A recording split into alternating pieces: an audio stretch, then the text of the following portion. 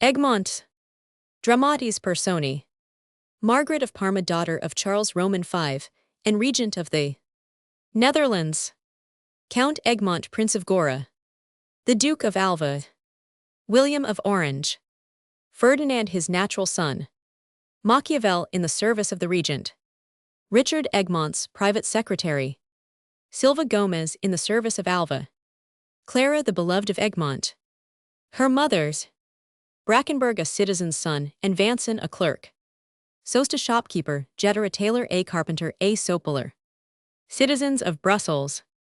Bike, a Hollander, a soldier under Egmont. Rysum, a Frieslander, an invalid soldier and deaf.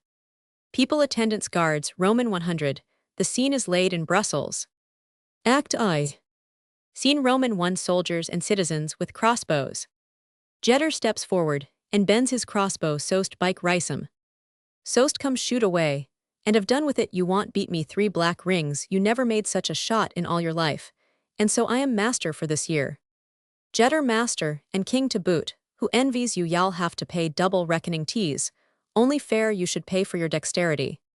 Bike, Jetter, ill by your shot share the prize, and treat the company. I have already been here so long, and am a debtor for so many civilities, if I miss then, it shall be as if you had shot. Soest, I ought to have a voice, for in fact, I am the loser. No matter, come bike, shoot away. Bike shoots. Now corporal, look out. 1 2 3 4. Soest, 4 rings, so be it. All hurrah, long live the king, hurrah hurrah. Bike, thanks sirs, master, even were too much thanks for the honor. Jetter, you have no one to thank, but yourself. Rysum, let me tell you. Soest, how now, greybeard? Rysum, let me tell you, he shoots like his master, he shoots like Egmont.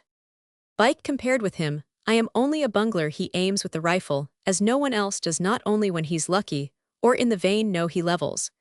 And the bull's eye is pierced. I have learned from him, he were indeed a blockhead, who could serve under him, and learn nothing but. Sirs, let us not forget a king maintains his followers, and so whine here at the king's charge. Jetter, we have agreed among ourselves that each. Bike, I am a foreigner and a king, and care not a jot for your laws and customs.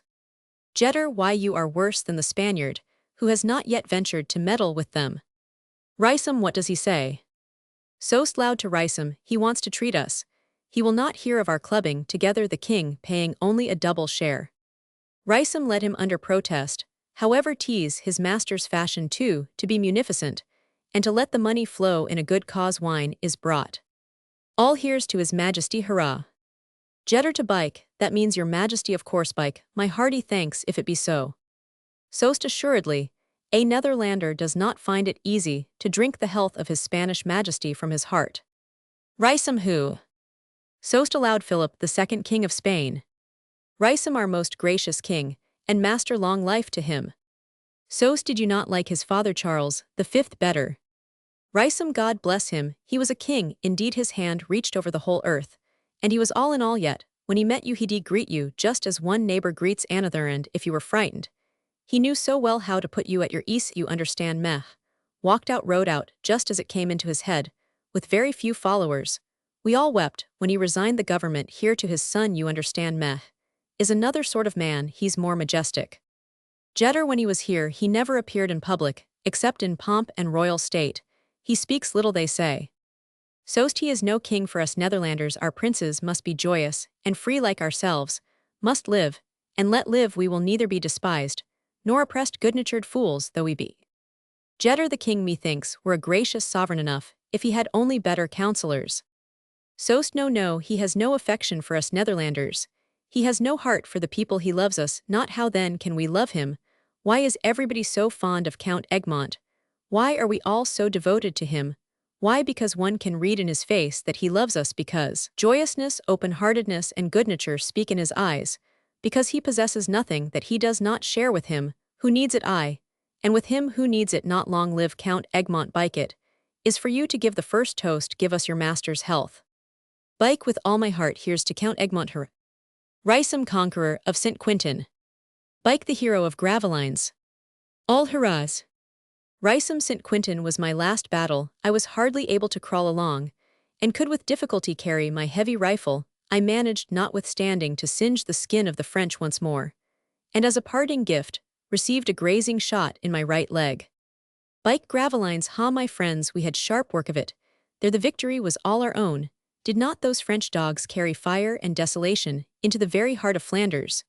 We gave it them, however the old hard-listed veterans held out bravely for a while, but we pushed on, fired away, and laid about us, till they made wry faces, and their lines gave way. Then Egmont's horse was shot under him, and for a long time we fought pell-mell, man to man, horse to horse, troop to troop on the broad flat Sezand.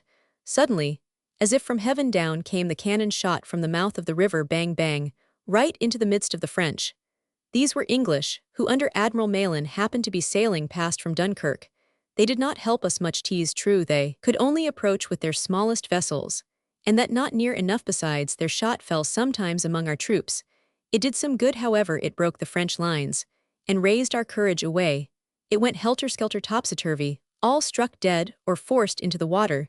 The fellows were drowned the moment they tasted the water, while we Hollanders dashed in after them. Being amphibious, we were as much in our element as frogs, and hacked away at the enemy, and shot them down as if they had been ducks. The few who struggled through were struck dead in their flight by the peasant women armed with hoes and pitchforks.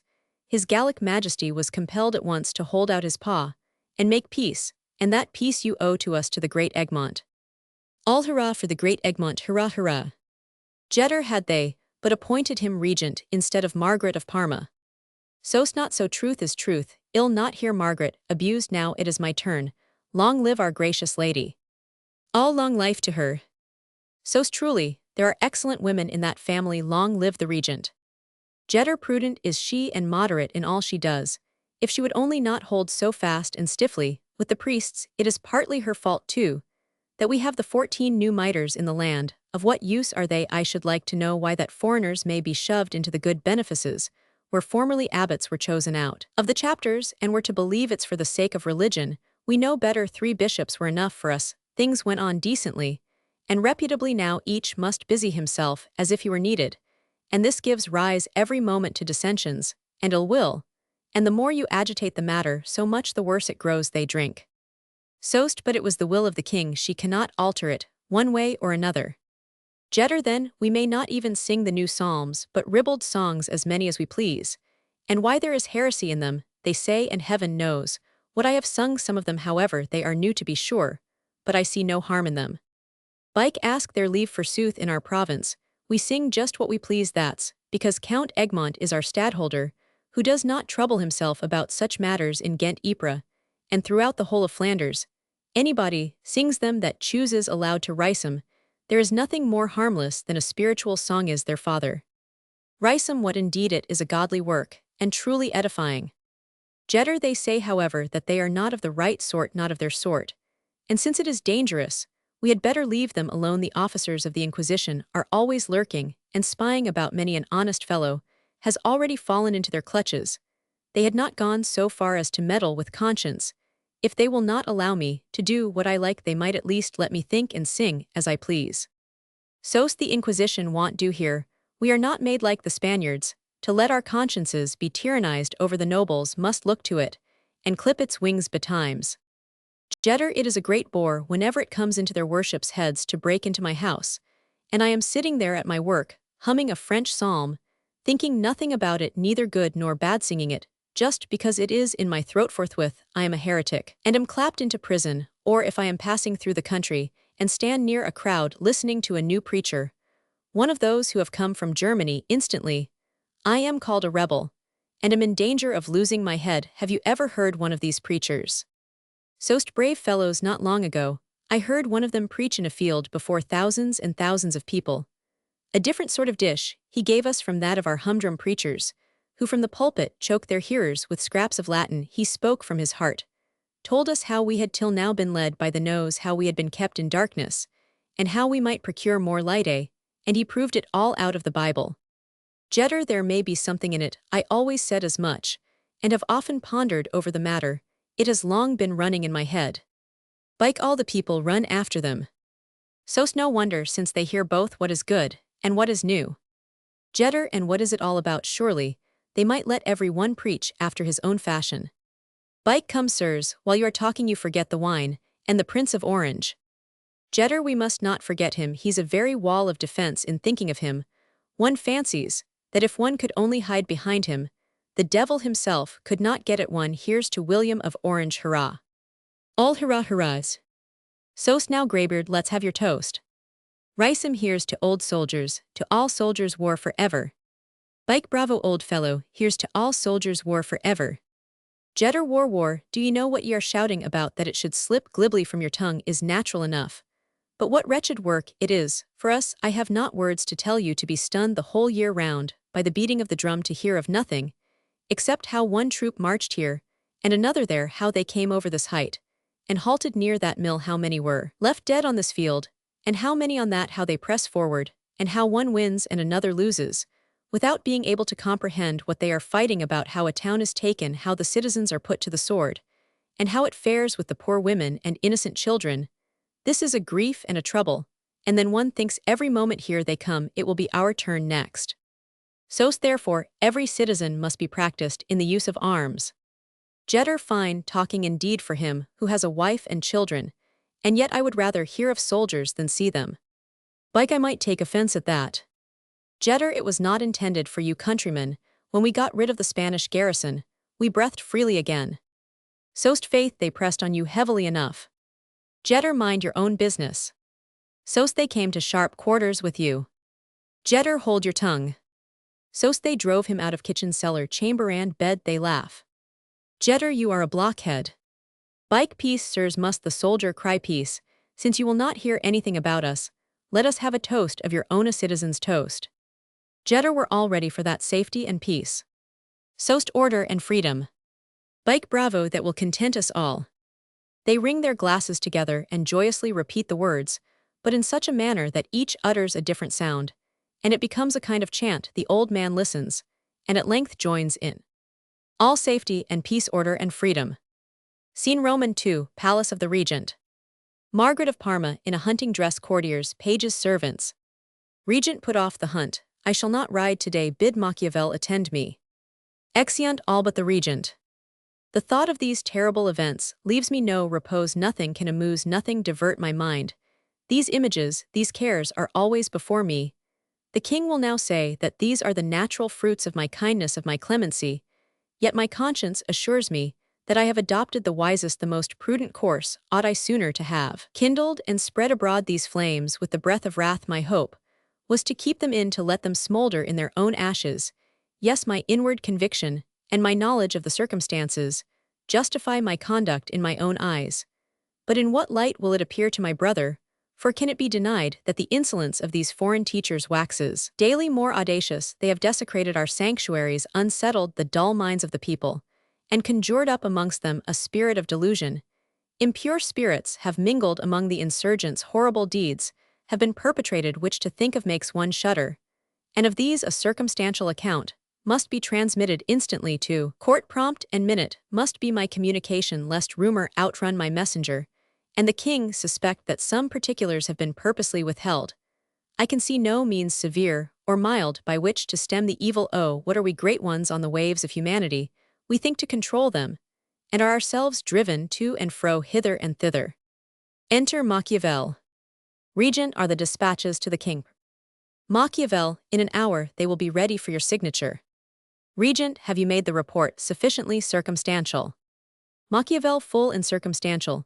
As the king loves to have it, I relate how the rage of the iconoclasts first broke out at St. Omer, how a furious multitude with staves, hatchets, hammers, ladders, and cords, accompanied by a few armed men, first assailed the chapels, churches, and convents, drove out the worshippers, forced the barred gates, threw everything into confusion, tore down the altars, destroyed the statues of the saints, defaced the pictures, and dashed to atoms, and trampled underfoot whatever came in their way that was consecrated, and holy. How the crowd increased as it advanced, and how the inhabitants of Ypres opened their gates at its approach, how with incredible rapidity they demolished the cathedral, and burned the library of the bishop, how a vast multitude possessed by the like frenzy dispersed themselves through men in commons, Verviers, Lille nowhere encountered opposition, and how through almost the whole of Flanders in a single moment the monstrous conspiracy declared itself and was accomplished.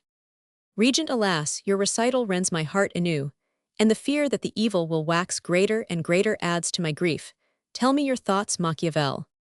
Machiavel, pardon me, your highness, my thoughts will appear to you but as idle fancies, and though you always seem well satisfied with my services, you have seldom felt inclined to follow my advice. How often have you said, in jest you see too far Machiavel, you should be an historian, he who acts must provide for the exigence of the hour. And yet have I not predicted this terrible history, have I not foreseen it all? Regent, I too foresee many things, without being able to avert them. Machiavel, in one word, Theniu, will not be able to suppress the new faith.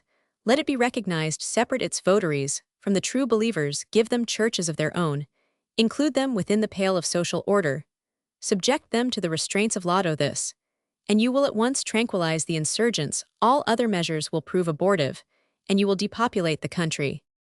Regent, have you forgotten with what aversion the mere suggestion of toleration was rejected by my brother? Know you not how in every letter he urgently recommends to me the maintenance of the true faith, that he will not hear of tranquility, and order being restored at the expense of religion, even in the provinces? Does he not maintain spies unknown to us, in order to ascertain who inclines to the new doctrines? Has he not to our astonishment named to us this, or that individual residing in our very neighborhood, who without its being known was obnoxious to the charge of heresy? Does he not enjoin harshness and severity? And am I to be lenient, am I to recommend for his adoption measures of indulgence and toleration? Should I not thus lose all credit with him, and at once forfeit his confidence? Machiavel, I know it, the king commands, and puts you in full possession of his intentions.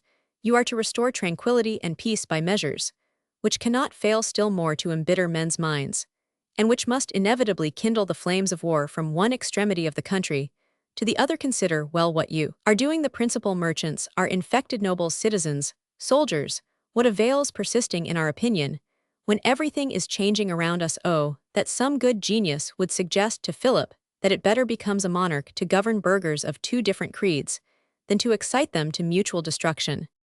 Regent, never let me hear such words again. Full well, I know that the policy of statesmen rarely maintains truth and fidelity, that it excludes from the heart candor, charity, toleration in secular affairs. This is, alas, only too true. But shall we trifle with God, as we do with each other? Shall we be indifferent to our established faith for the sake of which so many have sacrificed their lives? Shall we abandon it to these far-fetched, uncertain, and self-contradicting heresies? Machiavel, think not the worse of me for what I have uttered. Regent, I know you and your fidelity. I know, too, that a man may be both honest and sagacious, and yet miss the best and nearest way to the salvation of his soul. There are others, Machiavel, men whom I esteem, yet whom I needs must blame. Machiavel, to whom do you refer? Regent, I must confess that Egmont caused me today deep and heartfelt annoyance. Machiavel, how so? Regent, by his accustomed demeanor, his usual indifference and levity, I received the fatal tidings, as I was leaving church attended by him, and several others. I did not restrain my anguish, I broke forth into lamentations loud and deep, and turning to him, exclaimed, see what is going on in your province. Do you suffer it, count you, in whom the king confided so implicitly? Machiavel, and what was his reply? Regent, as if it were a mere trifle, an affair of no moment, he answered, were the Netherlanders but satisfied as to their constitution, the rest would soon follow. Machiavel, there was perhaps more truth than discretion or piety in his words. How can we hope to acquire and to maintain the confidence of the Netherlander, when he sees that we are more interested in appropriating his possessions than in promoting his welfare, temporal or spiritual? Does the number of souls saved by the new bishops exceed that of the fat benefices they have swallowed? And are they not for the most part foreigners? As yet the office of stadtholder has been held by Netherlanders, but do not the Spaniards betray their great and irresistible desire to possess themselves of these places? Will not people prefer being governed by their own countrymen, and according to their ancient customs, rather than by foreigners who from their first entrance into the land endeavor to enrich themselves at the general expense, who measure everything by a foreign standard, and who exercise their authority without cordiality or sympathy? Regent, you take part with our opponents. Machiavel, assuredly not in my heart. Would that with my understanding I could be wholly on our side. Regent, if such your disposition, it were better I should resign the regency to them, for both Egmont and Orange entertained great hopes of occupying this position. Then they were adversaries, now they are leagued against me, and have become friends, inseparable friends. Machiavel, a dangerous pair. Regent to speak candidly, I fear, for Egmont orange, meditates, some dangerous scheme. His thoughts are far-reaching, he is reserved, appears to accede to everything, never contradicts, and while maintaining the show of reverence with clear foresight, accomplishes his own designs. Machiavel Egmont, on the contrary, advances with a bold step, as if the world were all his own. Regent, he bears his head, as proudly as if the hand of majesty were not suspended over him. Machiavel, the eyes of all the people are fixed upon him, and he is the idol of their hearts. Regent, he has never assumed the least disguise, and carries himself as if no one had a right to call him to account. He still bears the name of Egmont. Count Egmont is the title by which he loves to hear himself addressed, as though he would fain be reminded that his ancestors were masters of Gelderland. Why does he not assume his proper title, Prince of Gora? What object has he in view? Would he again revive extinguished claims? Machiavel, I hold him for a faithful servant of the king. Regent, were he so inclined, what important service could he not render to the government, whereas now, without benefiting himself, he has caused us unspeakable vexation. His banquets and entertainment have done more to unite the nobles, and to knit them together than the most dangerous secret associations with his toasts. His guests have drunk in a permanent intoxication, a giddy frenzy that never subsides. How often have his facetious jests stirred up the minds of the populace, and what an excitement was produced among the mob by the new liveries and the extravagant devices of his followers. Machiavel, I am convinced he had no design. Regent, be that as it may, it is bad enough, as I said before, he injures us without benefiting himself. He treats as a jest matters of serious import, and not to appear negligent and remiss, we are forced to treat seriously what he intended as a jest. Thus one urges on the other, and what we are endeavoring to avert is actually brought to pass. He is more dangerous than the acknowledged head of a conspiracy, and I am much mistaken if it is not all remembered against him at court. I cannot deny that scarcely a day passes in which he does not wound me deeply wound me. Machiavel, he appears to me to act on all occasions according to the dictates of his conscience. Regent, his conscience has a convenient mirror. His demeanor is often offensive. He carries himself as if he felt he were the master here, and were withheld by courtesy alone from making us feel his supremacy, as if he would not exactly drive us out of the country.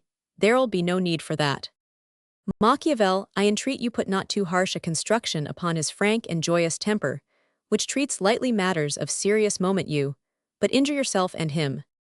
Regent, I interpret nothing, I speak only of inevitable consequences, and I know him his patent of nobility and the golden fleece upon his breast, strengthen his confidence, his audacity both, can protect him against any sudden outbreak of royal displeasure.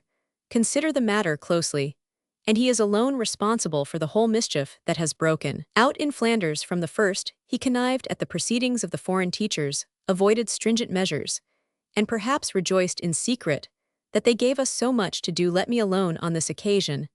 I will give utterance to that which weighs upon my heart. I will not shoot my arrow in vain. I know where he is vulnerable, for he is vulnerable. Machiavel, have you summoned the council? Will Orange attend? Regent, I have sent for him to Antwerp. I will lay upon their shoulders the burden of responsibility. They shall either strenuously cooperate with me in quelling the evil, or at once declare themselves rebels. Let the letters be completed without delay, and bring them for my signature. Then hasten to dispatch the trusty Vasca to Madrid. He is faithful and indefatigable. Let him use all diligence, that he may not be anticipated by common report, that my brother may receive the intelligence first through him. I will myself speak with him ere he departs. Machiavel, your orders shall be promptly and punctually obeyed. Scene Roman 3 Citizens' House. Clara, her mother, Brackenberg. Clara, will you not hold the yarn for me, Brackenberg? Brackenberg, I entreat you excuse me, Clara. Clara, what ails you? Why refuse me this trifling service? Brackenberg, when I hold the yarn I stand, as it were spellbound before you, and cannot escape your eyes. Clara, nonsense, come and hold. Mother, knitting in her armchair, give us a song. You used to be merry once, and I had always something to laugh at. Brackenberg, once. Clara, well, let us sing. Brackenberg, as you please. Clara, merrily, then, and sing away. 'Tis a soldier's song, my favorite. She winds yarn, and sings with Brackenberg. The drum is resounding, and shrill the fife plays. My love for the battle. His brave troop arrays. He lifts his lance high. And the people he sways. My blood it is boiling. My heart throbs pit-pat. Oh, had I a jacket. With hose and with hat. How boldly I'd follow. And march through the gate. Through all the wide province. I'd follow him straight. The foe yield we capture. Or shoot them, ah me. What heart-thrilling rapture. A soldier to be. During the song Brackenberg has frequently looked at Clara at length. His voice falters, his eyes fill with tears, he lets the skein fall, and goes to the window. Clara finishes the song alone, her mother motions to her half displeased. She rises, advances a few steps, towards him turns back, as if irresolute, and again sits down. Mother, what is going on in the street Brackenberg? I hear soldiers marching. Brackenberg, it is the regent's bodyguard. Clara, at this hour, what can it mean? She rises and joins Brackenberg at the window. That is not the daily guard. It is more numerous, almost all the troops. Oh, Brackenberg, go learn. What it means, it must be something unusual. Go, good Brackenberg, do me this favor. Brackenberg, I am going, I will return immediately. He offers his hand to Clara, and she gives him hers. Exit Brackenberg. Mother, thou sendest him away so soon. Clara, I am curious, and besides, do not be angry, mother, his presence pains me. I never know how I ought to behave towards him. I have done him a wrong, and it goes to my very heart to see how deeply he feels it. Well, it can't be helped now. Mother, he is such a true-hearted fellow. Clara, I cannot help it. I must treat him kindly often. Without a thought I return the gentle, loving pressure of his hand. I reproach myself that I am deceiving him, that I am nourishing in his heart a vain hope. I am in a sad plight. God knows I do not willingly deceive him. I do not wish him to hope, yet I cannot let him despair. Mother, that is not as it should be. Clara, I liked him once, and in my soul I like him still. I could have married him, yet I believe I was never really in love with him. Mother, thou wouldst always have been happy with him. Clara, I should have been provided for, and have led a quiet life. Mother, and through thy fault it has all been trifled away. Clara, I am in a strange position when I think how it has come to pass. I know it indeed, and I know it not, but I have only to look upon Egmont, and I understand it all. I and stranger things would seem natural.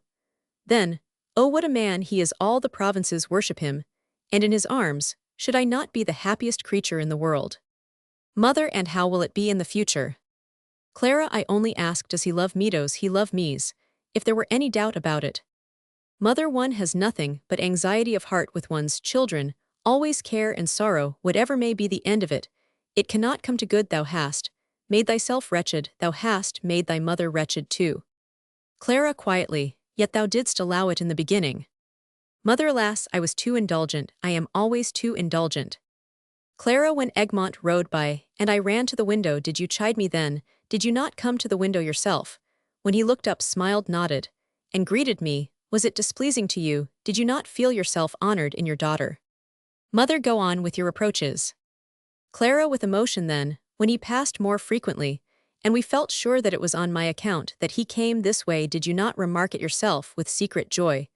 Did you call me away, when I stood behind the window-pane and awaited him? Mother, could I imagine that it would go so far? Clara, with faltering voice and repressed tears, and then one evening when enveloped in his mantle, he surprised us as we sat at our lamp, who busied herself in receiving him, while I remained lost in astonishment, as if fastened to my chair. Mother, could I imagine that the prudent Clara would so soon be carried away by this unhappy love? I must now endure that, my daughter. Clara, bursting into tears, Mother, how can you take pleasure in tormenting me? Mother, weeping, I weep away, make me yet more wretched by thy grief. Is it not misery enough that my only daughter is a castaway? Clara, rising and speaking coldly, a castaway, the beloved of Egmont. A castaway, what princess would not envy the poor Clara a place in his heart? O mother me, own mother, you are not wont to speak thus, dear mother, be kind, let the people think. Let the neighbors whisper what they like. Thy's chamber, this lowly house, is a paradise, since Egmont's love dwelt here. Mother, one cannot help liking him. That is true, he is always so kind, frank, and open-hearted. Clara, there is not a drop of false blood in his veins. And then, mother, he is indeed the great Egmont yet. When he comes to me, how tender he is, how kind, how he tries to conceal from me his rank, his bravery, how anxious he is about me, so entirely the man, the friend, the lover. Mother, do you expect him today? Clara, have you not seen how often I go to the window? Have you not noticed how I listen to every noise at the door though? I know that he will not come before night. Yet from the time when I rise in the morning, I keep expecting him every moment were I but a boy to follow him always to the court, and everywhere could I but carry his colors in the field. Mother, you were always such a lively, restless creature, even as a little child, now wild, now thoughtful. Will you not dress yourself a little better? Clara, perhaps. Mother, if I want something to do. Yesterday some of his people went by singing songs in honor. At least his name was in the songs. The rest I could not understand. My heart leaped up into my throat. I would fain have called them back, if I had not felt ashamed. Mother, take care, thy impetuous nature will ruin all. Thou wilt betray thyself before the people, as not long ago at thy cousin's, when thou roundest out the woodcut with the description, and didst exclaim with a cry, Count Egmont, I grew as red as fire. Clara, could I help crying out? It was the Battle of Gravelines, and I found in the picture the letter Roman 100, and then looked for it in the description. Below there it stood, Count Egmont with his horse shot under him. I shuddered, and afterwards I could not help laughing at the woodcut figure of Egmont as tall as the neighboring tower of Gravelines, and the English ships at the side. When I remember how I used to conceive of a battle, and what an idea I had as a girl of Count Egmont, when I listened to descriptions of him, and of all the other earls and princes, think how it is with me now. Enter Brackenberg. Clara, well, what is going on? Brackenberg, nothing certain is known. It is rumored that an insurrection has lately broken out in Flanders. The regent is afraid of it spreading here. The castle is strongly garrisoned, the burghers are crowding to the gates, and the streets are thronged with people. I will hasten at once to my old father, as if about to go. Clara, shall we see you tomorrow? I must change my dress a little. I am expecting my cousin, and I look too untidy. Come, mother, help me a moment. Take the book, Brackenberg, and bring me such another story. Mother, farewell. Brackenberg, extending his hand, your hand. Clara, refusing hers, when you come next. Exeunt mother and daughter. Brackenberg, alone. I had resolved to go away again at once, and yet, when she takes me at my word, and lets me leave her, I feel as if I could go mad. Wretched man, does the fate of thy fatherland, does the growing disturbance fail to move thee? Our countrymen, and Spaniard the same to thee, and carest thou not who rules, and who is in the right? I wot a different sort of fellow as a schoolboy then, when an exercise in oratory was given. Brutus' speech for liberty, for instance, Fritz was ever the first, and the rector would say, if it were only spoken more deliberately, the words not all huddled together. Then my blood boiled, and longed for action. Now I drag along, bound by the eyes of a maiden. I cannot leave her, yet she, alas, cannot love me. Neshesh cannot have entirely rejected me, not entirely at half love. Is no love, I will endure it no longer. Can it be true what a friend lately whispered in my ear, that she secretly admits a man into the house by night, when she always sends me away modestly before evening? No, it cannot be true. It is a lie, a base, slanderous lie. Clara is as innocent as I am wretched. She has rejected me, has thrust me from her heart, and shall I live on thus? I cannot, I will not endure it. Already my native land is convulsed by internal strife, and do I perish abjectly amid the tumult? I will not endure it. When the trumpet sounds, when a shot falls, it thrills through my bone and marrow. But alas, it does not rouse me, it does not summon me to join the onslaught, to rescue, to dare wretched degrading position. Better end it at once. Not long ago I threw myself into the water, I sank, but nature in her agony was too strong for me. I felt that I could swim, and saved myself against my will. Could I but forget the time when she loved me, seemed to love me? Why has this happiness penetrated my very bone and marrow? Why have these hopes, while disclosing to me a distant paradise, consumed all the enjoyment of life? And that first, that only kiss, here laying his hand upon the table, here we were aloneish, had always been kind and friendly towards me. Then she seemed to soften, looked at me, brain reeled. I felt her lips on mine, and now, die, wretch, why dost thou hesitate? He draws a phial from his pocket. Thou healing poison, it shall not have been in vain that I stole thee from my brother's medicine chest. From this anxious fear, this dizziness, this death agony, thou shalt deliver me at once. Act Roman 2. Scene Roman 1, square in Brussels. Jetter and a master carpenter meeting. Carpenter, did I not tell you beforehand 8 days ago at the guild? I said there would be serious disturbances. Jetter, is it then true that they have plundered the churches in Flanders? Carpenter, they have utterly destroyed both churches and chapels. They have left nothing standing, but but the forbear walls the lowest rabble. And this it is that damages our good cause. We ought rather to have laid our claims before the regent formally and decidedly, and then have stood by them. If we speak now, if we assemble now, it will be said that we are joining the insurgents. Jetter I. So everyone thinks at first, why should you thrust your nose into the mess? The neck is closely connected with it. Carpenter, I am always uneasy when tumults arise among the mobamong people, who have nothing to lose. They use as a pretext that to which we also must appeal and plunge the country in misery. Enter Sost. Sost, good day, sirs. What news? Is it true that the image breakers are coming straight in this direction? Carpenter, here they shall touch nothing at any rate. Sost, a soldier came into my shop just now to buy tobacco. I questioned him about the matter. The regent, though so brave and prudent a lady, has for once lost her presence of mind. Things must be bad indeed when she thus takes refuge behind her guards. The castle is strongly garrisoned. It is even rumored that she means to fly from the town. Carpenter, forth she shall not go. Her presence protects us, and we will ensure her safety better than her mustachioed gentry. If she only maintains our rights and privileges, we will stand faithfully by her. Enter a sopiler. Sopiler, an ugly business. This a bad business. Troubles are beginning. All things are going wrong. Mind you keep quiet, or they'll take you also for rioters. Sost, here come the 7 wise men of Greece. Sopiler, I know there are many who in secret hold with the Calvinists, abuse the bishops, and care not for the king, but a loyal subject, a sincere Catholic. By degrees others join the speakers and listen. Enter Vanson.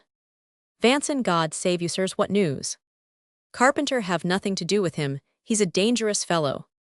Jetter, is he not secretary to Dr. Wyatt's?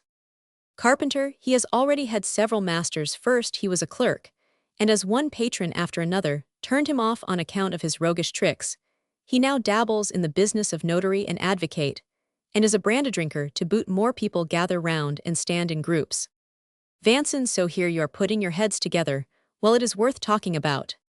Sost, I think so too. Vanson, now, if only one of you had heart, and another head enough for the work, we might break the Spanish fetters at once. So, sirs, you must not talk thus. We have taken our oath to the king. Vanson, and the king to us. Mark that. Jetter, there's sense in that. Tell us your opinion. Others hearken to him. He's a clever fellow. He's sharp enough. I had an old master once who possessed a collection of parchments, among which were charters of ancient constitutions, contracts, and privileges. He set great store, too, by the rarest books. One of these contained our whole constitution, how at first we Netherlanders had princes of our own who governed according to hereditary laws, rights, and usages, how our ancestors paid due honor to their sovereigns so long as he governed them equitably, and how they were immediately on their guard. The moment he was for overstepping his bounds, the states were down upon him, at once, for every province, however small, had its own chamber and representatives. Carpenter, hold your tongue. We knew that long ago. Every honest citizen learns as much about the Constitution as he needs. Jetter, let him speak. One may always learn something. Sost, he is quite right.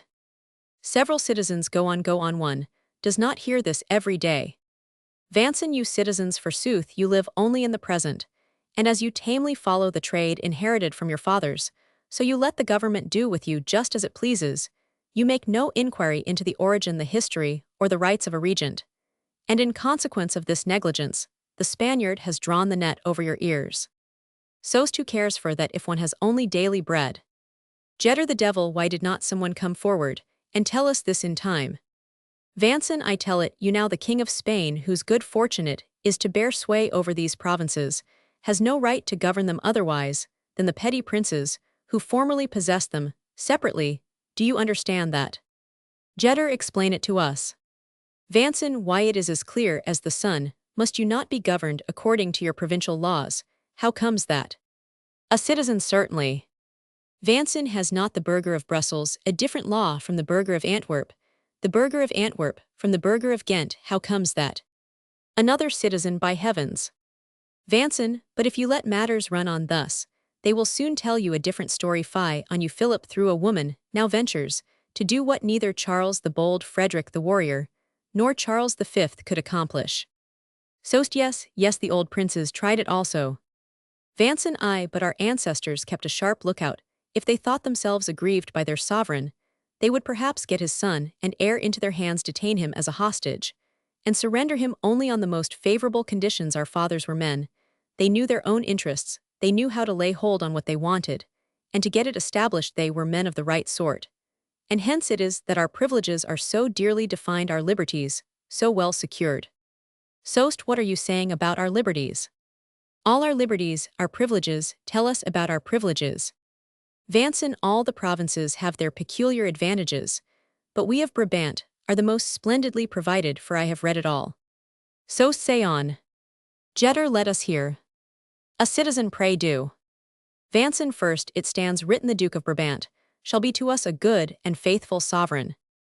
Soest, good stands it so. Jetter, faithful, is that true? Vanson, as I tell you, he is bound to us, as we are to him. Secondly, in the exercise of his authority, he shall neither exert arbitrary power, nor exhibit caprice himself, nor shall he either directly or indirectly sanction them in others. Jetter, bravo, bravo, not exert arbitrary power. Soest, nor exhibit caprice. Another, and not sanction them in others, that is the main point, not sanction them, either directly or indirectly. Vanson, in express words. Jetter, get us the book. A citizen, yes, we must see it. Others, the book, the book. Another, we will to the regent with the book. Another, sir doctor, you shall be spokesman. Sopular, oh the dolts. Others, something more out of the book. Sopular, ill knock his teeth down his throat, if he says another word. People well see who dares to lay hands upon him. Tell us about our privileges, have we any more privileges? Vanson, many very good, and very wholesome ones too. Thus, it stands, the sovereign shall neither benefit the clergy nor increase their number, without the consent of the nobles, and of the states. Mark, that nor shall he alter the constitution of the country. So stands it so. Vanson, ill show it you, as it was written down 2 or 3 centuries ago. A citizen, and we tolerate the new bishops, the nobles must protect us, we will make a row else. Others, and we suffer ourselves, to be intimidated by the Inquisition. Vanson, it is your own fault. People, we have Egmont, we have Orange, they will protect our interests. Vanson, your brothers in Flanders are beginning the good work. Sopular, dog strikes him. Others oppose the Sopular and exclaim, are you also a Spaniard? Another, what, this honorable man? Another, this learned man. They attack the Sopular. Carpenter, for heaven's sake, peace. Others mingle in the fray. Carpenter, citizens, what means this? Boys whistle, throw stones, set on dogs, citizens stand, and gape, people come running up, others walk quietly to and fro, others play all sorts of pranks, shout and huzzah. Others, freedom and privilege, privilege and freedom. Enter Egmont with followers. Egmont, peace, peace, good people, what is the matter? Peace, I say, separate them. Carpenter, my good lord, you come like an angel from heaven, hush, see you nothing? Count Egmont, honor to Count Egmont. Egmont, here too, what are you about? Burgher against burgher, does not even the neighborhood of our royal mistress oppose a barrier to this frenzy? Disperse yourselves, and go about your business. 'Tis a bad sign, when you thus keep holiday on working days. How did the disturbance begin? The tumult gradually subsides, and the people gather around Egmont. Carpenter, they are fighting about their privileges. Egmont, which they will forfeit through their own folly. And who are you? You seem honest people. Carpenter, 'tis our wish to be so. Egmont, your calling. Carpenter, a carpenter and master of the guild. Egmont, and you? Soest, a shopkeeper. Egmont, and you? Jetter, a tailor. Egmont, I remember you were employed upon the liveries of my people. Your name is Jetter. Jetter, to think of your grace, remembering it. Egmont, I do not easily forget anyone whom I have seen or conversed with. Do what you can, good people, to keep the peace. You stand in bad repute.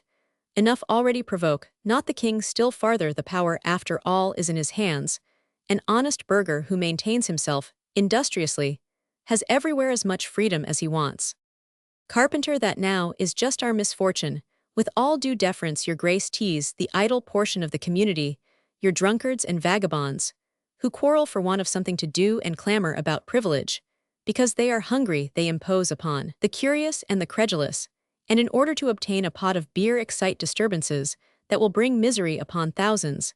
That is just what they want. We keep our houses and chests too well guarded. They would fain drive us away from them with firebrands. Egmont, you shall have all needful assistance measures, have been taken to stem the evil by force, make a firm stand against the new doctrines, and do not imagine that privileges are secured by sedition, remain at home suffer, no crowds to assemble in the streets, sensible people can accomplish much. In the meantime the crowd has for the most part dispersed.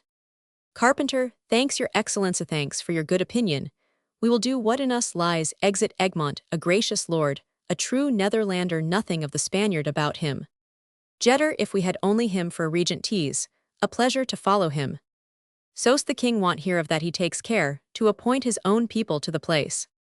Jetter did you notice his dress, it was of the newest fashion after the Spanish cut. Carpenter a handsome gentleman. Jetter his head now, were a dainty morsel for a headsman. So'st are you mad, what are you thinking about?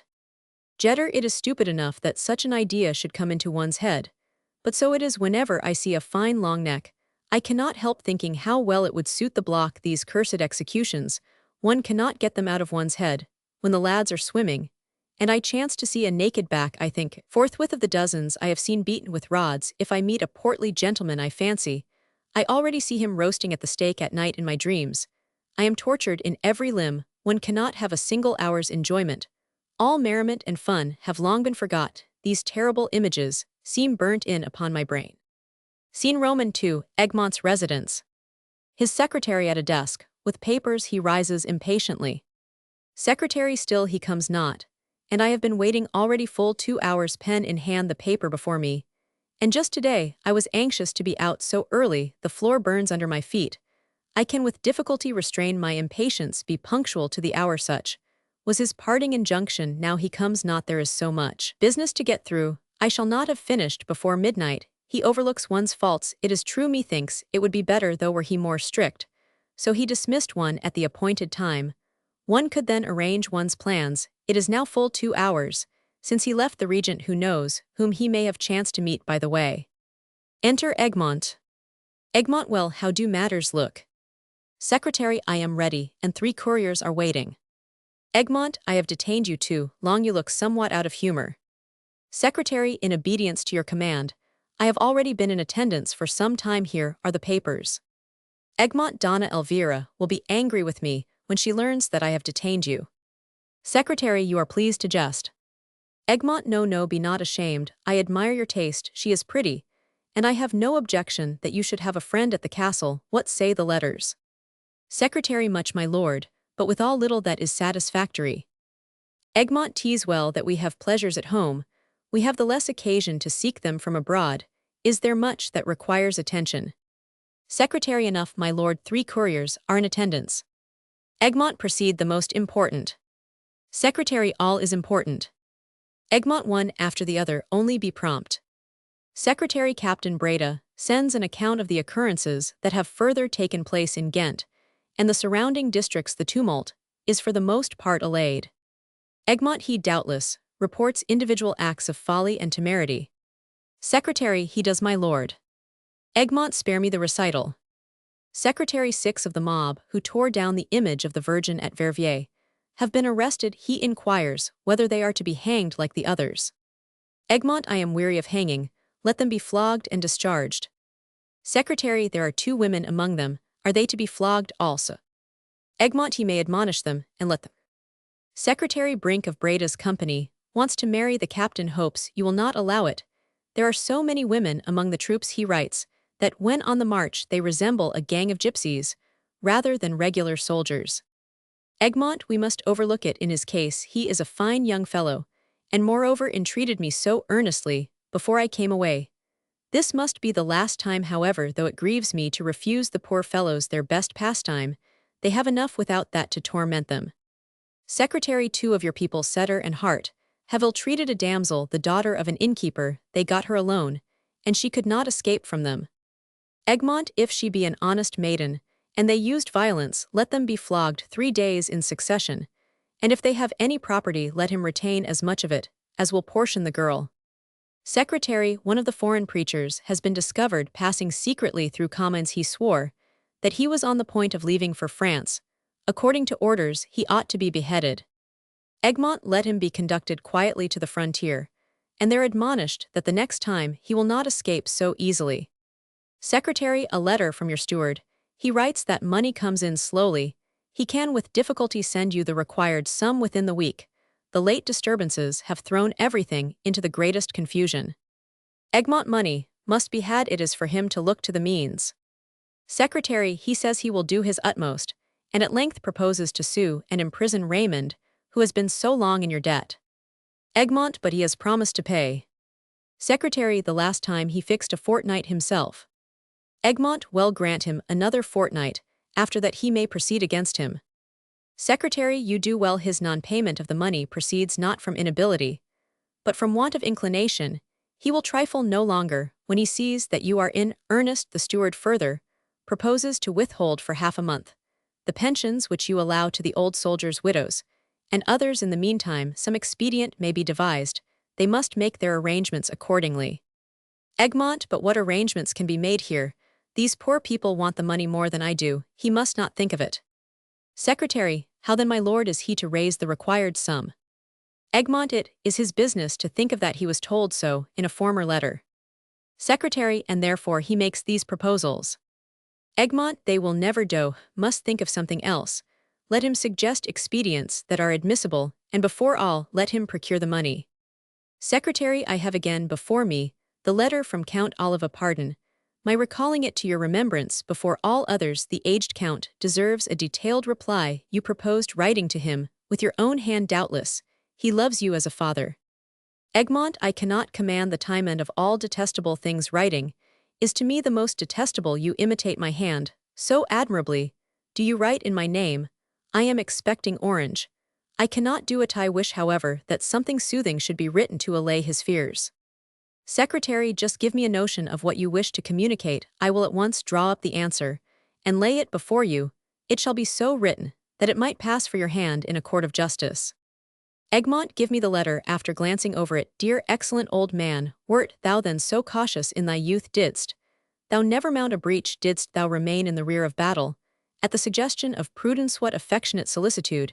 He has indeed my safety and happiness at heart, but considers not that he who lives but to save his life is already dead. Charge him not to be anxious on my account. I act as circumstances require, and shall be upon my guard. Let him use his influence at court in my favor, and be assured of my warmest thanks. Secretary, is that all he expects? Still more. Egmont, what can I say? If you choose to write more fully, do so. The matter turns upon a single point. He would have me live as I cannot live, that I am joyous, live fast, take matters easily is my good fortune, nor would I exchange it for the safety of a sepulchre. My blood rebels against the Spanish mode of life, nor have I the least inclination to regulate my movements by the new and cautious measures of the court. Do I live only to think of life? Am I to forgo the enjoyment of the present moment in order to secure the next? And must that in its turn be consumed in anxieties and idle fears? Secretary, I entreat you, my lord, be not so harsh towards the venerable man. You are wont to be friendly towards everyone. Say a kindly word to allay the anxiety of your noble friend. See how considerate he is, with what delicacy he warns you. Egmont, yet he harps continually on the same string. He knows of old how I detest these admonitions. They serve only to perplex, and are of no avail. What if I were a somnambulist, and trod the giddy summit of a lofty house? Were it the part of friendship to call me by my name, to warn me of my danger, to waken, to kill me? Let each choose his own path, and provide for his own safety.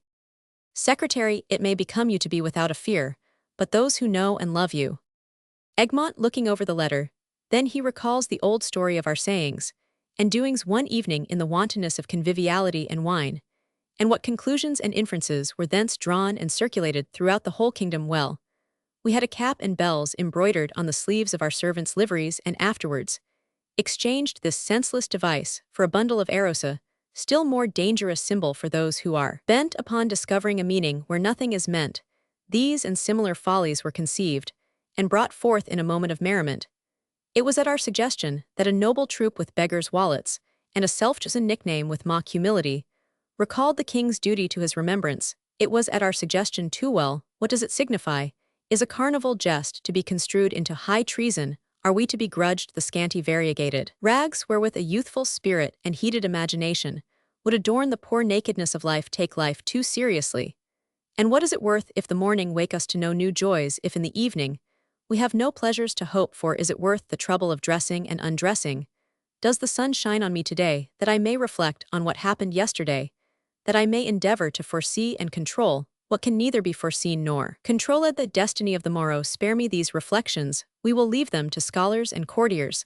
Let them ponder and contrive, creep hither and thither, and surreptitiously achieve their ends. If you can make use of these suggestions, without swelling your letter into a volume, it is well. Everything appears of exaggerated importance to the good old man tease.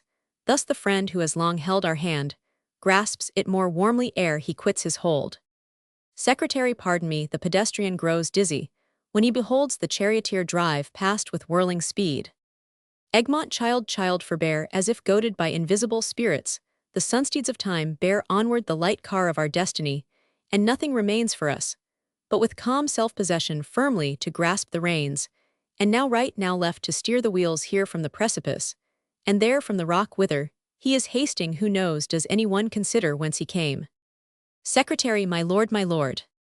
Egmont, I stand high, but I can and must rise yet higher. Courage, strength, and hope possess my soul. Not yet have I attained the height of my ambition, that once achieved I will stand firmly, and without fear. Should I fall, should a thunderclap, a storm, blessed I a false step of my own, precipitate me into the abyss, so be it. I shall lie there with thousands of others. I have never disdained, even for a trifling stake, to throw the bloody die with my gallant comrades. And shall I hesitate now, when all that is most precious in life is set upon the cast? Secretary, oh my lord, you know not what you say. May heaven protect you. Egmont, collect your papers. Orange is coming. Dispatch what is most urgent, that the couriers may set forth before the gates are closed. The rest may wait. Leave the count's letter till tomorrow. Fail not to visit Elvira, and greet her from me. Inform yourself concerning the regent's health. She cannot be well, though she would fain conceal it. Exit Secretary. Enter Orange. Egmont, welcome. Orange, you appear somewhat disturbed. Orange, what say you to our conference with the regent? Egmont, I found nothing extraordinary in her manner of receiving us.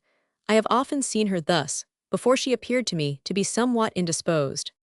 Orange, marked you not that she was more reserved than usual? She began by cautiously approving our conduct during the late insurrection, glanced at the false light, in which nevertheless it might be viewed, and finally turned the discourse to her favorite topic, that her gracious demeanor, her friendship for us Netherlanders, had never been sufficiently recognized, never appreciated, as it deserved, that nothing came to a prosperous issue, that for her part, she was beginning to grow weary of it, that the king must at last resolve upon other measures. Did you hear that? Egmont, not all. I was thinking at the time of something else.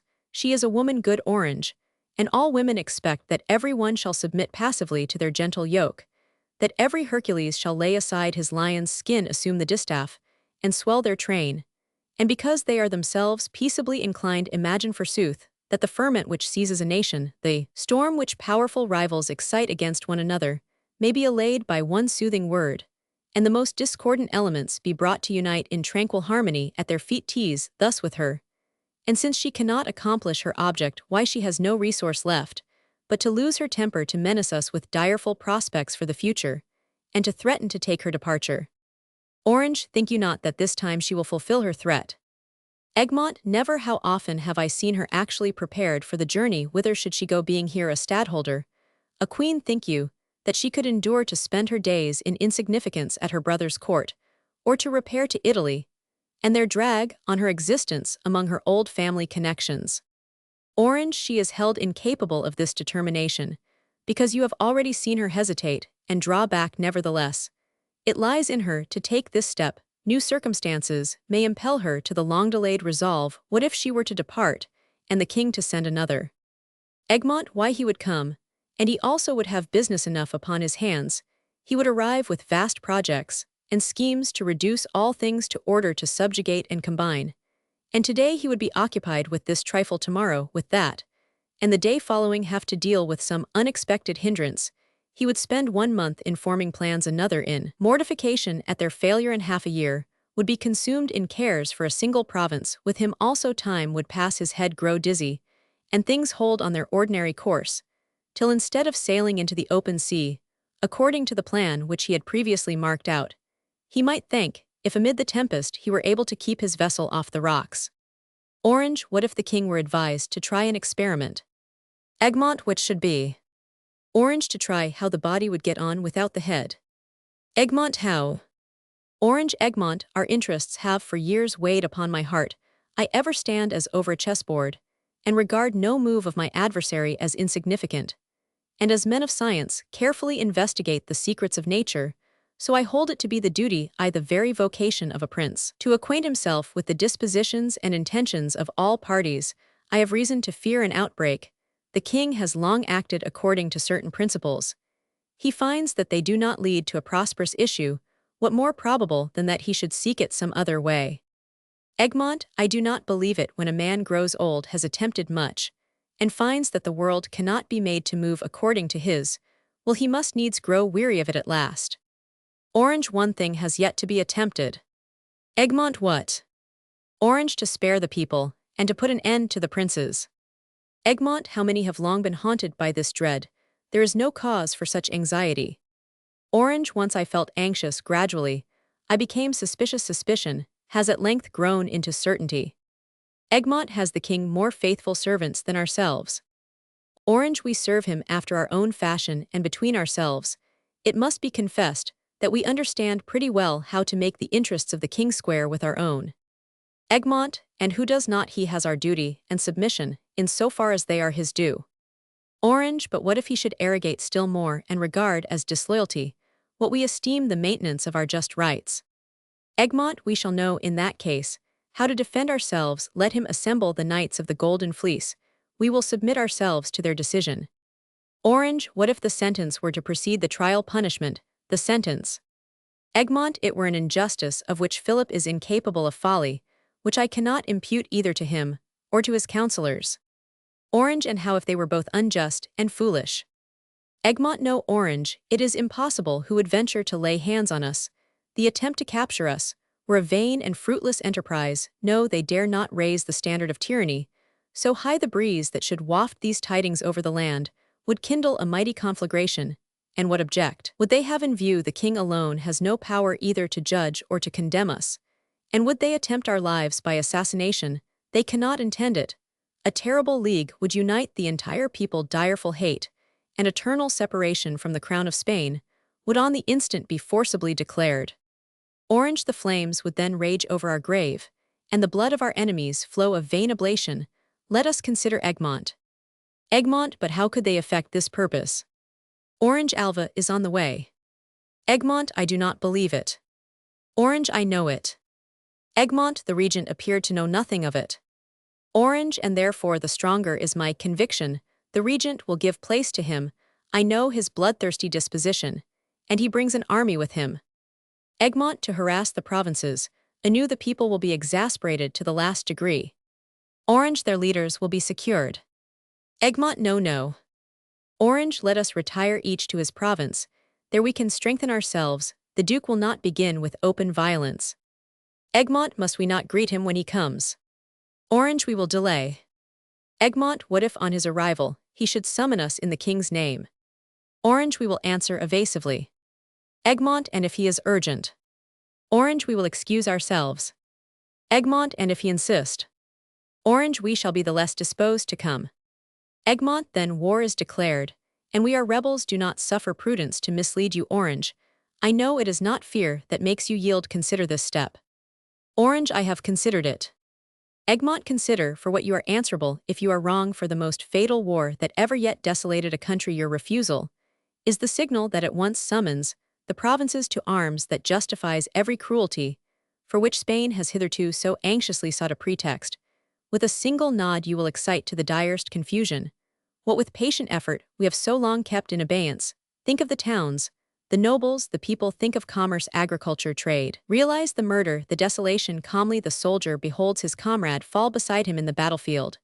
But towards you carried downwards, by the stream shall float the corpses of citizens, of children, of maidens, till aghast with horror, you shall no longer know whose cause you are defending, since you shall see those for whose liberty you drew the sword perishing around you. And what will be your emotions when conscience whispers, "It was for my own safety that I drew it"?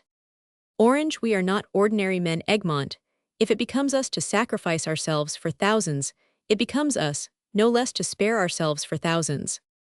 Egmont, he who spares himself becomes an object of suspicion, ever to himself.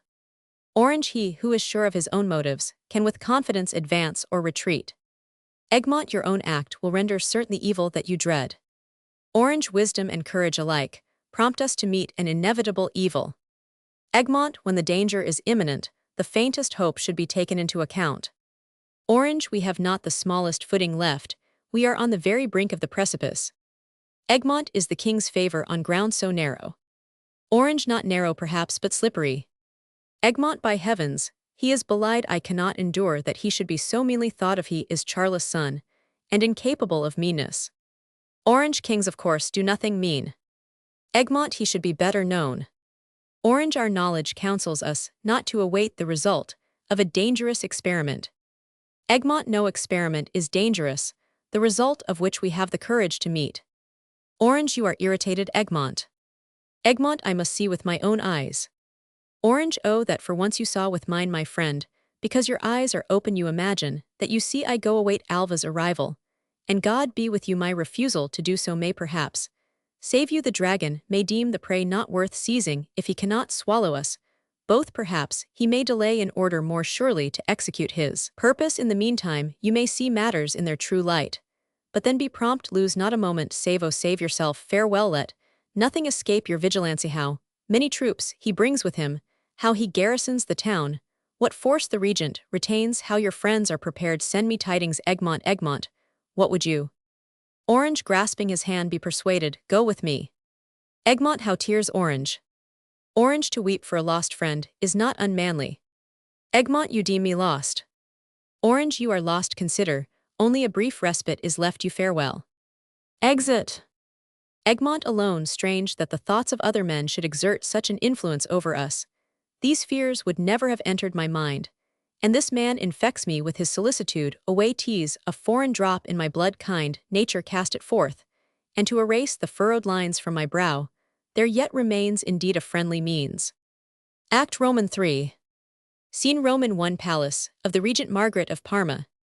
Regent, I might have expected it. When we live immersed in anxiety and toil we imagine that we achieve the utmost that is possible, while he who from a distance looks on and commands believes that he requires only the possible. O ye kings, I had not thought it could have galled me. Thus it is so sweet to reign, to abdicate. I know not how my father could do so, but I will also. Machiavel appears in the background. Regent, approach. Machiavel, I am thinking over this letter from my brother. Machiavel, may I know what it contains? Regent, as much tender consideration for me as anxiety for his states. He extols the firmness, the industry, the fidelity with which I have hitherto watched over the interests of his majesty in these provinces. He condoles with me that the unbridled people occasion me so much trouble. He is so thoroughly convinced of the depth of my views, so extraordinarily satisfied with the prudence of my conduct, that I must almost say the letter is too politely written for a king, certainly for a brother. Machiavel, it is not the first time that he has testified to you his just satisfaction. Regent, but the first time that it is a mere rhetorical figure. Machiavel, I do not understand you. Regent, you soon will, for after this preamble, he is of opinion that without soldiers, without a small army indeed I shall always cut a sorry figure. Here we did wrong. He says to withdraw our troops from the provinces, at the remonstrance of the inhabitants. A garrison, he thinks, which shall press upon the neck of the burgher, will prevent him by its weight from making any lofty spring. Machiavel, it would irritate the public mind to the last degree. Regent, the king thinks, however, do you hear, thinks that a clever general, one who never listens to reason, will be able to deal promptly with all partispeople and noble citizens and peasants. He therefore sends with a powerful army the Duke of Alva. Machiavel, Alva. Regent, you are surprised. Machiavel, you say he sends, he asks doubtless whether he should send. Regent, the king asks not, he sends. Machiavel, you will then have an experienced warrior in your service. Regent, in my service, speak out. Machiavel. Machiavel, I would not anticipate you. Regent, and I would I could dissimulate, it wounds me to the quick. I had rather my brother would speak his mind than attach his signature to formal epistles drawn up by a secretary of state. Machiavel, can they not comprehend? Regent, I know them both within and without, they would fain make a clean sweep, and since they cannot set about it themselves, they give their confidence to anyone who comes with a besom in his hand. Oh, it seems to me as if I saw the king and his council worked upon this tapestry. Machiavel so distinctly. Regent no feature is wanting, there are good men among them, the honest Rodrigo so experienced, and so moderate who does not aim too high yet, lets nothing sink too low, the upright Alonso, the diligent Franeda, the steadfast Las Vargas, and others who join them when the good party are in power, but there sits the hollow-eyed Toledan with brazen front and deep fire-glints, muttering between his teeth about womanish softness, ill-timed concession, and that women can ride trained steeds well enough, but are themselves bad masters of the horse, and the like pleasantries, which in former times I have been compelled to hear from political gentlemen. Machiavel, you have chosen good colors for your picture. Regent confess Machiavel among the tints, from which I might select there, is no hue so livid so jaundice-like as Alva's complexion, and the color he is wont to paint with he regards every one as a blasphemer or traitor, for under this head they can all be racked, impaled, quartered, and burnt at pleasure. The good I have accomplished here appears as nothing seen from a distance. Just because it is good, then he dwells on every outbreak that is past, recalls every disturbance that is quieted, and brings before the king such a picture of mutiny, sedition, and audacity, that we appear to him to be actually devouring one another, when with us the transient explosion of a rude people has long been forgotten. Thus he conceives a cordial hatred for the poor people, he views them with horror, as beasts and monsters, looks around for fire and sword, and imagines that by such means human beings are subdued. Machiavel, you appear to me too vehement, you take the matter too seriously, do you not remain regent? Regent, I am aware of that, he will bring his instructions. I am old enough in state affairs to understand how people can be supplanted, without being actually deprived of office. First, he will produce a commission couched in terms somewhat obscure and equivocal. He will stretch his authority, for the power is in his hands. If I complain, he will hint at secret instructions. If I desire to see them, he will answer evasively. If I insist, he will produce a paper of totally different import. And if this fail to satisfy me, he will go on precisely as if I had never interfered. Meanwhile, he will have accomplished what I dread, and have frustrated my most cherished schemes. Machiavel, I wish I could contradict you. Regent, his harshness and cruelty will again arouse the turbulent spirit, which with unspeakable patience I have succeeded in quelling. I shall see my work destroyed before my eyes, and have besides to bear the blame of his wrongdoing. Machiavel, await it, your highness. Regent, I have sufficient self-command to remain quiet. Let him come, I will make way for him, with the best grace ere he pushes me aside. Machiavel, so important a step, thus suddenly Regent tease harder than you imagine. He, who is accustomed to rule, to hold daily in his hand the destiny of thousands, descends from the throne, as into the grave. Better thus, however, than linger a spectre among the living, and with hollow aspect endeavor to maintain a place which another has inherited, and already possesses and enjoys. Scene Roman 2, Clara's dwelling. Clara and her mother. Mother, such a love as Brackenberg's I have never seen. I thought it was to be found only in romance books. Clara, walking up and down the room, humming a song with love's thrilling rapture, what joy can compare? Mother, he suspects thy attachment to Egmont, and yet if thou wouldst but treat him a little kindly, I do believe he would marry thee still, if thou wouldst have him. Clara sings, blissful and tearful, with thought-teeming brain, hoping and fearing, in passionate pain, now shouting in triumph, now sunk in despair, with love's thrilling rapture. What joy can compare? Mother, have done with such babe nonsense. Clara, nay, do not abuse it. 'Tis a song of marvelous virtue. Many a time have I lulled a grown child to sleep with it. Mother, thou canst think of nothing but thy love. If it only did not put everything else out of thy head, thou shouldst have more regard for Brackenberg. I tell thee he may make thee happy yet some day. Clara, he. Mother, oh yes, a time will come. You children live only in the present, and give no ear to our experience. Youth and happy love all has an end, and there comes a time when one thanks God if one has any corner to creep into. Clara shudders, and after a pause stands up. Mother, let that time come like death. To think of it beforehand is horrible, and if it come, if we must, then we will bear ourselves, as we may live without the Egmont. Weeping, no, it is impossible. Enter Egmont enveloped in a horseman's cloak, his hat drawn over his face. Egmont Clara. Clara utters a cry, and starts back Egmont. She hastens towards him Egmont, she embraces, and leans upon him. O thou good kind, sweet Egmont art thou here indeed. Egmont good evening mother. Mother God save you noble sir, my daughter has well-nigh pined to death, because you have stayed away so long. She talks, and sings about you the livelong day. Egmont, you will give me some supper. Mother, you do us too much honor, if we only had anything. Clara, certainly, be quiet mother, I have provided everything, there is something prepared, do not betray me mother. Mother, there's little enough. Clara, never mind, and then I think when he is with me, I am never hungry, so he cannot, I should think, have any great appetite when I am with him. Egmont, do you think so? Clara stamps with her foot, and turns pettishly away. What ails you? Clara, how cold you are today, you have not yet offered me a kiss. Why do you keep your arms enveloped in your mantle like a newborn babe? It becomes neither a soldier, nor a lover to keep his arms muffled up. Egmont, sometimes dearest, sometimes when the soldier stands in ambush, and would delude the foe, he collects his thoughts, gathers his mantle around him, and matures his plan and a lover. Mother, will you not take a seat, and make yourself comfortable? I must to the kitchen. Clara thinks of nothing when you are here, you must put up with what we have. Egmont, your goodwill is the best seasoning. Exit mother. Clara, and what then is my love? Egmont, just what thou wilt. Clara, liken it to anything if you have the heart. Egmont, but first he flings aside his mantle, and appears arrayed in a magnificent dress. Clara, oh heavens! Egmont, now my arms are free, embraces her. Clara, don't you will spoil your dress. She steps back. How magnificent, I dare not touch you. Egmont, art thou satisfied? I promised to come once arrayed in Spanish fashion.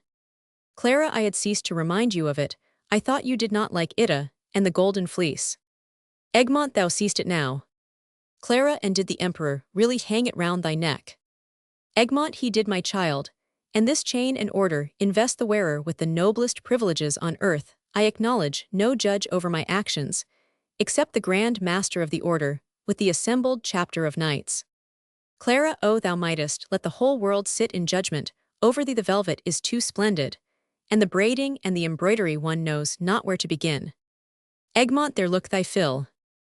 Clara, and the golden fleece, you told me its history, and said it is the symbol of everything great and precious, of everything that can be merited and won by diligence and toil. It is very precious. I may liken it to thy love oven, so I wear it next my heart. And then, Egmont, what wilt thou say? Clara, and then again, it is not like. Egmont, how so? Clara, I have not won it by diligence and toil, I have not deserved it. Egmont, it is otherwise in love, thou dost deserve it because thou hast not sought it, and for the most part, those only obtain love who seek it not.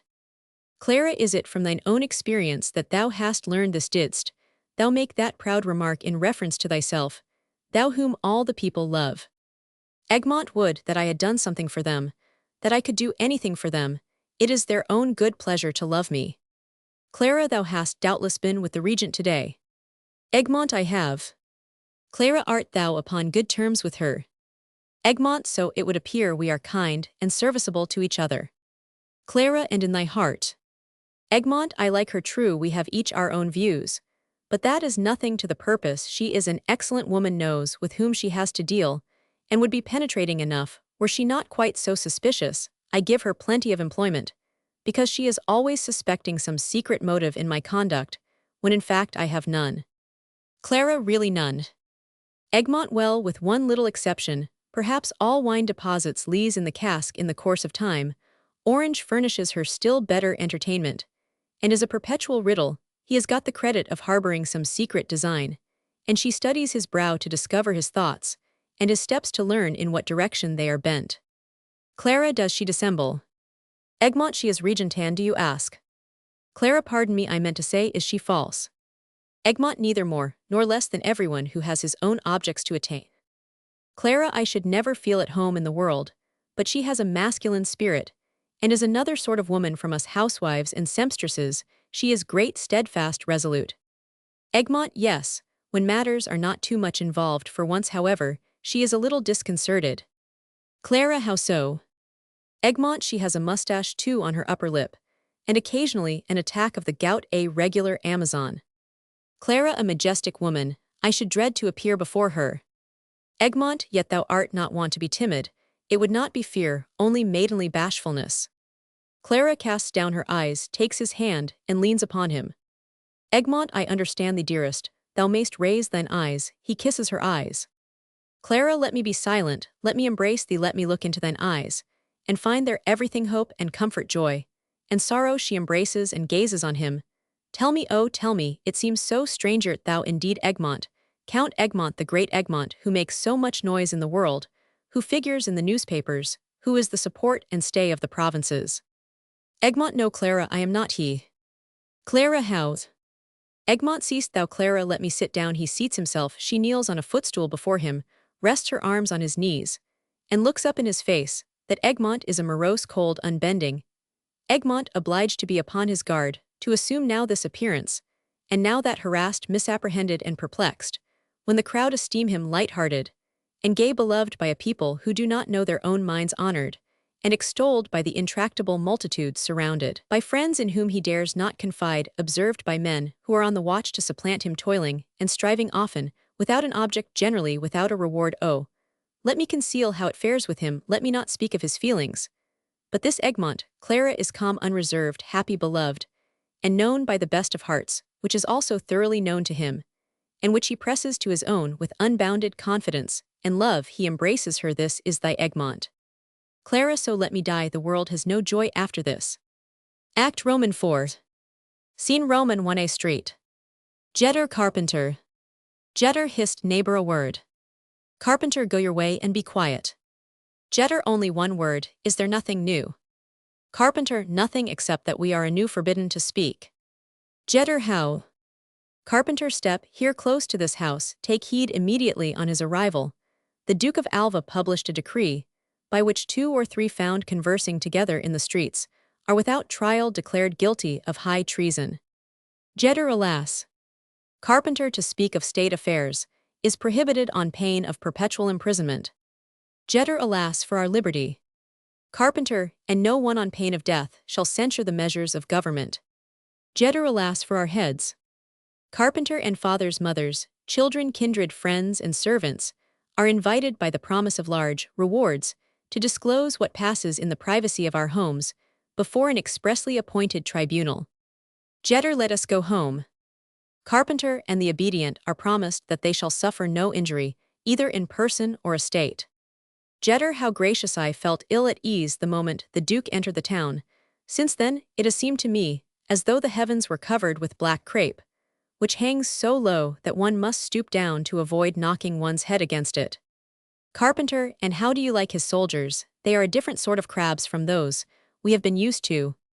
Jetter, faw, it gives one the cramp at one's heart to see such a troop march down the street, as straight as tapers with fixed look, only one step however many there may be, and when they stand sentinel, and you pass one of them, it seems as though he would look you through and through, and he looks so stiff and morose that you fancy you see a taskmaster at every corner.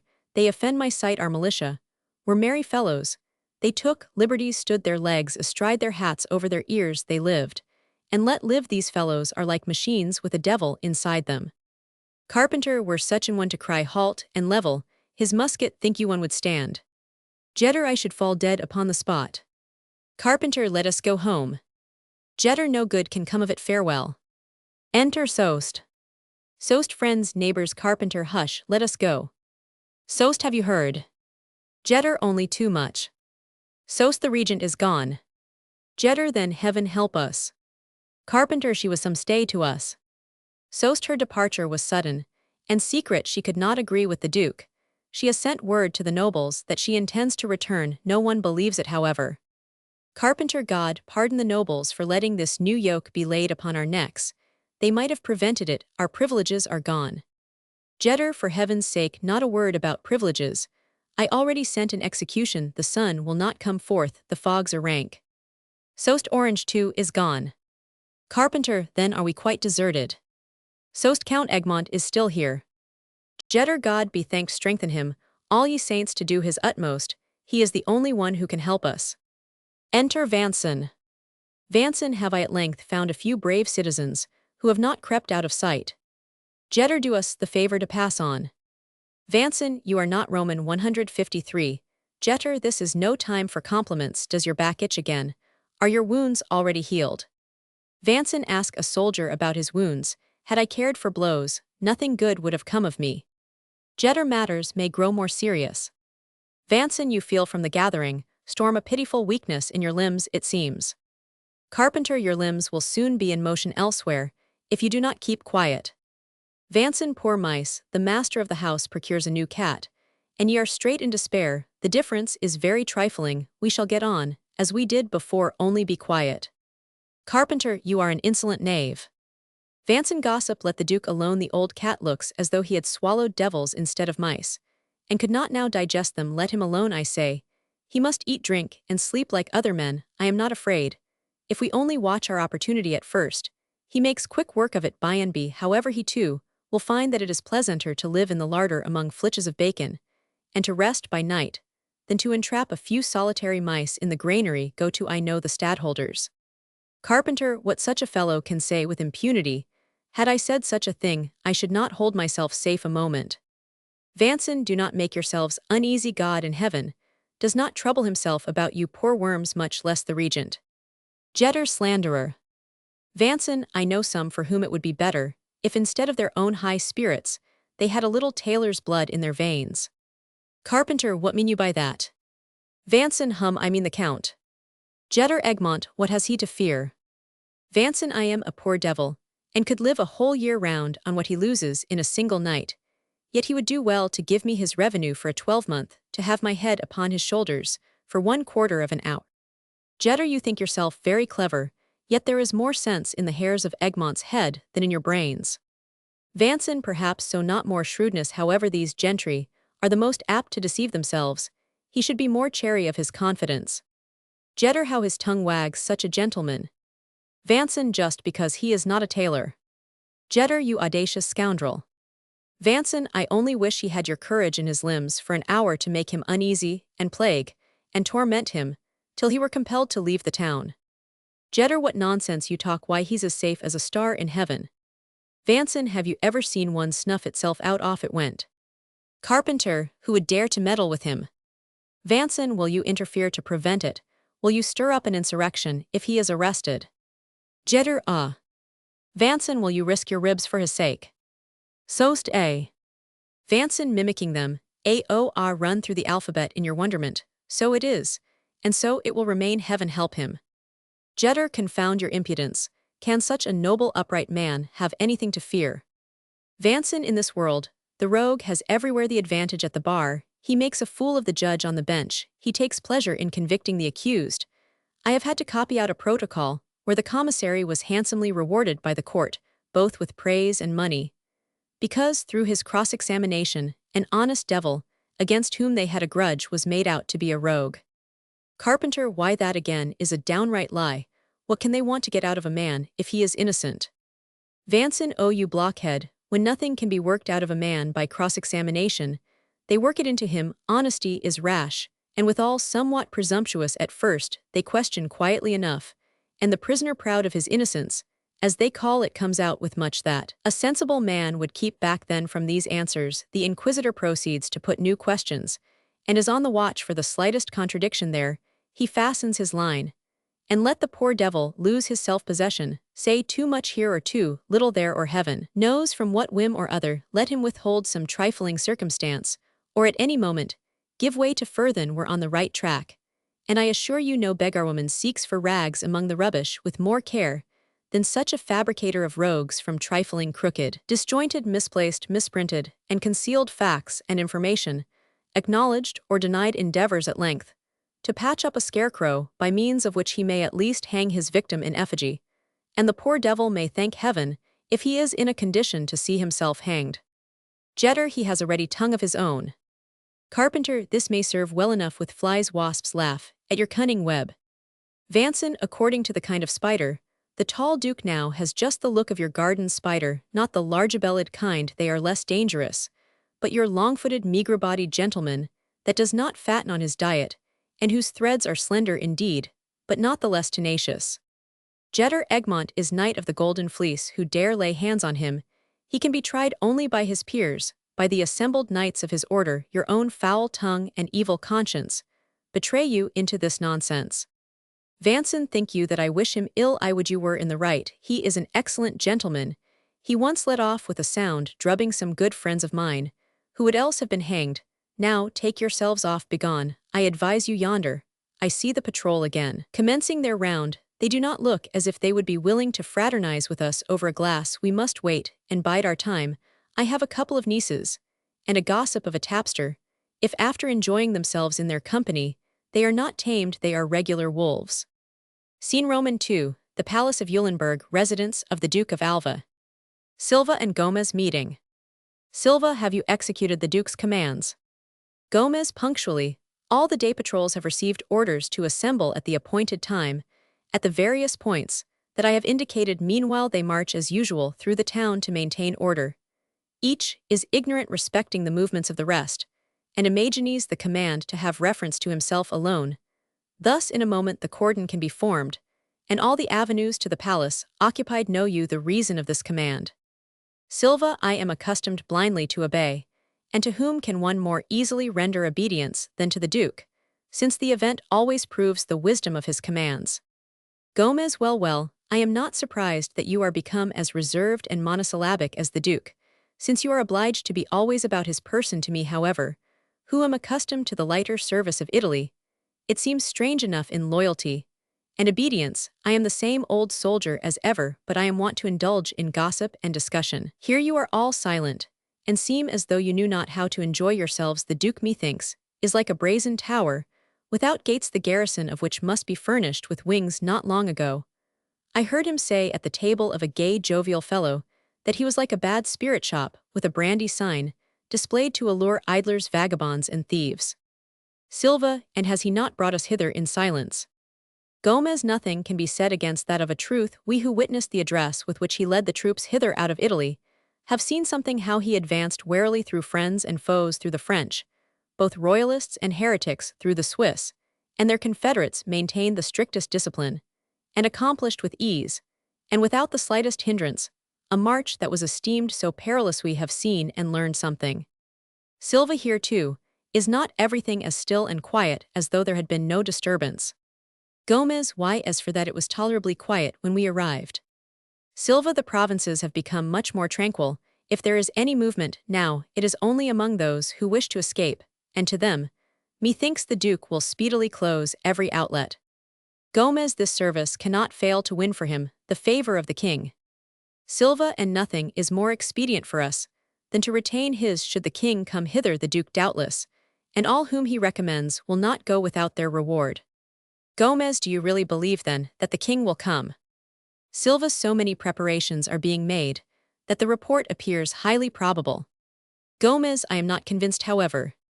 Silva, keep your thoughts to yourself, then, for if it should not be the king's intention to come, it is at least certain that he wishes the rumor to be believed. Enter Ferdinand. Ferdinand is my father, not yet abroad. Silva, we are waiting to receive his commands. Ferdinand, the princes will soon be. Gomez, are they expected today? Ferdinand, Orange and Egmont. Gomez, aside to Silva, a light breaks in upon me. Silva, well then, say nothing about it. Enter the Duke of Alva. As he advances, the rest draw back. Alva, Gomez. Gomez steps forward. My lord. Alva, you have distributed the guards, and given them their instructions. Gomez, most accurately, the day patrols. Alva, enough attend in the gallery. Silva will announce to you the moment when you are to draw them together, and to occupy the avenues leading to the palace. The rest you know. Gomez, I do, my lord. Silva, hear my lord. Alva, I shall require you to manifest today all the qualities which I have hitherto prized in you: courage, resolve, unswerving execution. Silva, I thank you for affording me an opportunity of showing that your old servant is unchanged. Alva, the moment the princes enter my cabinet, hasten to arrest Egmont's private secretary. You have made all needful preparations for securing the others who are specified. Silva, rely upon us. Their doom, like a well-calculated eclipse, will overtake them with terrible certainty. Alva, have you had them all narrowly watched? Silva, all Egmont especially. He is the only one whose demeanor since your arrival remains unchanged the livelong day. He is now on one horse, and now on another. He invites guests as usual, is merry and entertaining at table, plays at dice, shoots, and at night steals to his mistress. The others, on the contrary, have made a manifest pause in their mode of life. They remain at home, and from the outward aspect of their houses, you would imagine that there was a sick man within. Alva, to work, then ere they recover in spite of us. Silva, I shall bring them without fail in obedience to your commands. We load them with officious honors. They are alarmed cautiously, yet anxiously they tender us their thanks, feel that flight would be the most prudent course, yet none venture to adopt it. They hesitate, are unable to work together, while the bond which unites them prevents their acting boldly as individuals. They are anxious to withdraw themselves from suspicion, and thus only render themselves more obnoxious to it. I already contemplate with joy the successful realization of your scheme. Alva, I rejoice only over what is accomplished, and not lightly over that, for there ever remains ground for serious and anxious thought. Fortune is capricious, the common, the worthless she ofttimes ennobles, while she dishonors with a contemptible issue the most maturely considered schemes. Await the arrival of the princes. Then order Gomez to occupy the streets, and hasten yourself to arrest Egmont's secretary, and the others who are specified. This done, return and announce to my son, that he may bring me the tidings in the council. Silva, I trust this evening I shall dare to appear in your presence. Alva approaches his son, who has hitherto been standing in the gallery. I dare not whisper it even to myself, but my mind misgives me the event will, I fear, be different from what he anticipates. I see before me spirits who still in thoughtful way in ebon scales the doom of princes, and of many thousands. Slowly the beam moves up and down deeply. The judges appear to ponder. At length one scale sinks, the other rises, breathed on by the caprice of destiny, and all is decided. Exit. Alva, advancing with his son. How did you find the town? Ferdinand, all is again quiet. I rode as for pastime from street to street. Your well-distributed patrols hold fear so tightly yoked that she does not venture even to whisper. The town resembles a plain when the lightning's glare announces the impending storm. No bird, no beast is to be seen that is not stealing to a place of shelter. Alva, has nothing further occurred? Ferdinand, Egmont with a few companions rode into the marketplace. We exchanged greetings. He was mounted on an unbroken charger, which excited my admiration. Let us hasten to break in our steeds, he exclaimed. We shall need them ere long. He said that he should see me again today. He is coming here at your desire to deliberate with you. Alva, he will see you again. Ferdinand, among all the knights whom I know here, he pleases me the best. I think we shall be friends. Alva, you are always rash and inconsiderate. I recognize in you the levity of your mother, which threw her unconditionally into my arms. Appearances have already allured you precipitately into many dangerous connections. Ferdinand, you will find me ever submissive. Alva, I pardon this inconsiderate kindness, this heedless gaiety in consideration of your youthful blood. Only forget not on what mission I am sent, and what part in it I would assign to you. Ferdinand, admonish me, and spare me not when you deem it needful. Alva, after a pause, my son. Ferdinand, my father. Alva, the princes will be here anon. Orange and Egmont. It is not mistrust that has withheld me till now from disclosing to you what is about to take place. They will not depart hence. Ferdinand, what do you purpose? Alva, it has been resolved to arrest them. You are astonished. Learn what you have to do, the reasons you shall know when all is accomplished. Time fails now to unfold them. With you alone I wish to deliberate on the weightiest, the most secret matters. A powerful bond holds us linked together. You are dear and precious to me. On you I would bestow everything. Not the habit of obedience alone would I impress upon you. I desire also to implant within your mind the power to realize, to command, to execute. To you I would bequeath a vast inheritance. To the king, a most useful servant, I would endow you with the noblest of my possessions, that you may not be ashamed to appear among your brethren. Ferdinand, how deeply am I indebted to you for this love which you manifest for me alone, while a whole kingdom trembles before you. Alva, now hear what is to be done. As soon as the princes have entered, every avenue to the palace will be guarded. This duty is confided to Gomez. Silva will hasten to arrest Egmont's secretary together with those whom we hold most in suspicion. You meanwhile will take the command of the guards stationed at the gates and in the courts. Before all, take care to occupy the adjoining apartment with the trustiest. Soldiers wait in the gallery Till Silva returns then bring me any unimportant paper as a signal that his commission is executed remain in the antechamber. Till Orange retires follow him, I will detain Egmont here, as though I had some further communication to make to him at the end of the gallery. Demand, Orange's sword summon the guards secure promptly, the most dangerous man I meanwhile will seize Egmont. Ferdinand I obey my father for the first time with a heavy and an anxious heart. Alva I pardon you this is the first great day of your life. Enter Silva. Silva a courier from Antwerp here is Orange's letter, he does not come. Alva says the messenger so. Silva no my own heart tells me.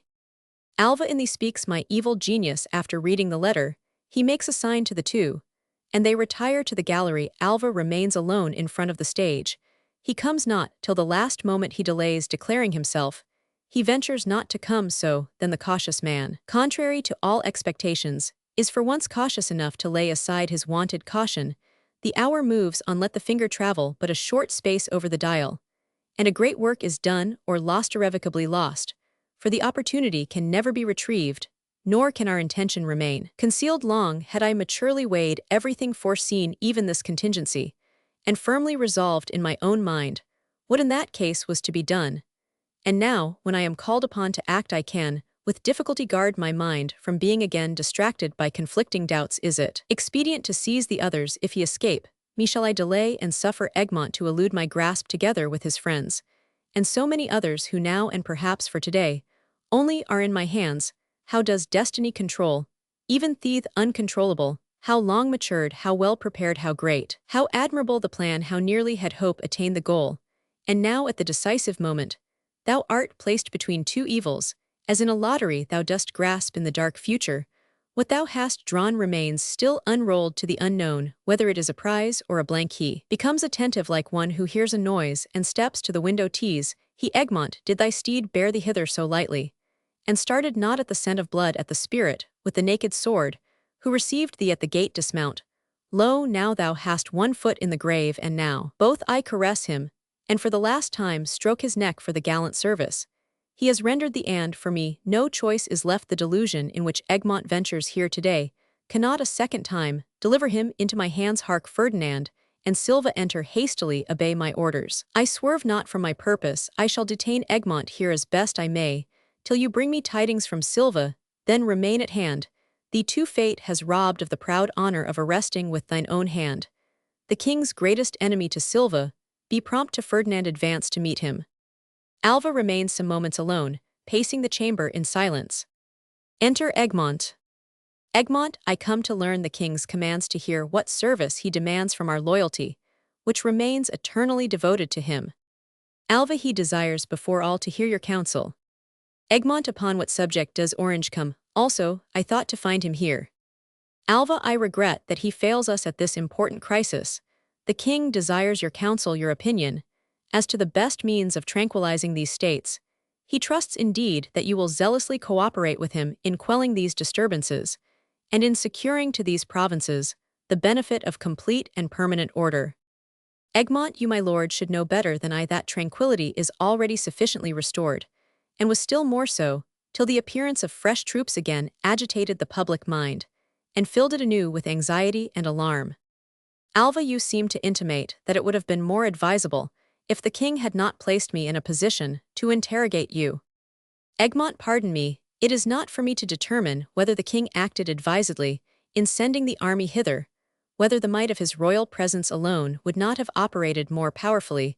The army is here, the king is not, but we should be most ungrateful were we to forget what we owe to the regent. Let it be acknowledged by her prudence and valor, by her judicious use of authority and force of persuasion and finesse, she pacified the insurgents, and to the astonishment of the world succeeded in the course of a few months in bringing a rebellious people back to their duty.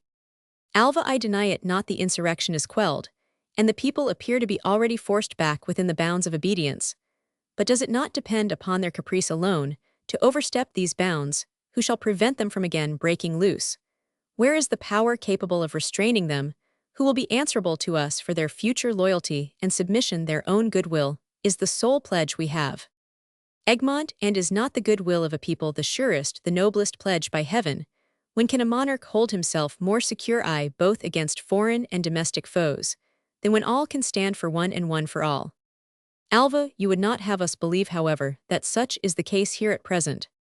Egmont let the king proclaim a general pardon, he will thus tranquilize the public mind, and it will be seen how speedily loyalty and affection will return when confidence is restored. Alva, how and suffer those who have insulted the majesty of the king, who have violated the sanctuaries of our religion, to go abroad unchallenged living witnesses, that enormous crimes may be perpetrated with impunity.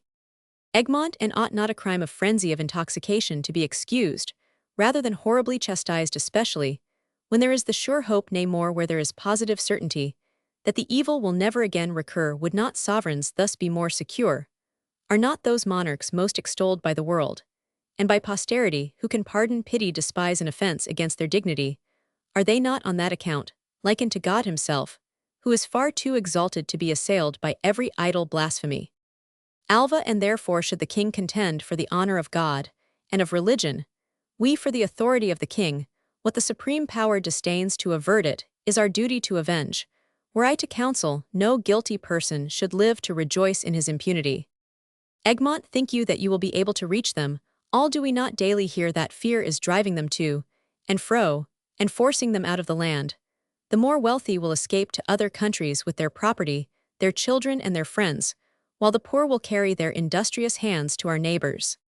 Alva, they will if they cannot be prevented. It is on this account that the king desires counsel and aid from every prince, zealous cooperation from every stadtholder, not merely a description of the present posture of affairs or conjectures as to what might take place were events suffered to hold on their course without interruption, to contemplate a mighty evil, to flatter oneself with hope, to trust to time to strike a blow like the clown in a play, so as to make a noise and appear to do something when in fact one would fain do nothing.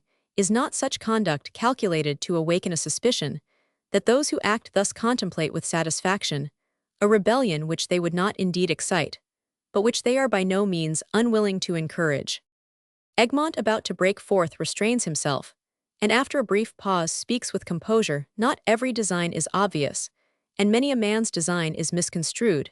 It is widely rumored, however, that the object which the king has in view is not so much to govern the provinces according to uniform and dearly defined laws, to maintain the majesty of religion, and to give his people universal peace, as unconditionally to subjugate them, to rob them of their ancient rights, to appropriate their possessions, to curtail the fair privileges of the nobles, for whose sake alone they are ready to serve him with life and limb. Religion, it is said, is merely a splendid device, behind which every dangerous design may be contrived with the greater ease. The prostrate crowds adore the sacred symbols pictured there, while behind lurks the fowler ready to ensnare them. Alva, this must I hear from you. Egmont, I speak not my own sentiments, but repeat what is loudly rumored and uttered now here and now there by great and by humble, by wise men and fools. The Netherlanders fear a double yoke, and who will be surety to them for their liberty? Alva, liberty, a fair word when rightly understood. What liberty would they have? What is the freedom of the most free to do right, and in that the monarch will not hinder them? No, no, they imagine themselves enslaved when they have not the power to injure themselves. And others, would it not be better to abdicate at once rather than rule such a people when the country is threatened by foreign invaders? The burghers, occupied only with their immediate interests, bestow no thought upon the advancing foe, and when the king requires their aid they quarrel among themselves, and thus as it were conspire with the enemy. Far better is it to circumscribe their power, to control and guide them for their good, as children are controlled and guided. Trust me, a people grows neither old nor wise, a people remains always in its infancy. Egmont, how rarely does a king attain wisdom, and is it not fit that the many should confide their interests to the many rather than to the one, and not even to the one, but to the few servants of the one, men who have grown old under the eyes of their master to grow wise, it seems, is the exclusive privilege of these favored individuals. Alva, perhaps for the very reason that they are not left to themselves. Egmont, and therefore they would fain leave no one else to his own guidance. Let them do what they like. However, I have replied to your questions, and I repeat, the measures you propose will never succeed. They cannot succeed. I know my countrymen, they are men worthy to tread God's earth, each complete in himself, a little king, steadfast, active, capable, loyal, attached to ancient customs. It may be difficult to win their confidence, but it is easy to retain it firm, and unbending they may be crushed, but not subdued.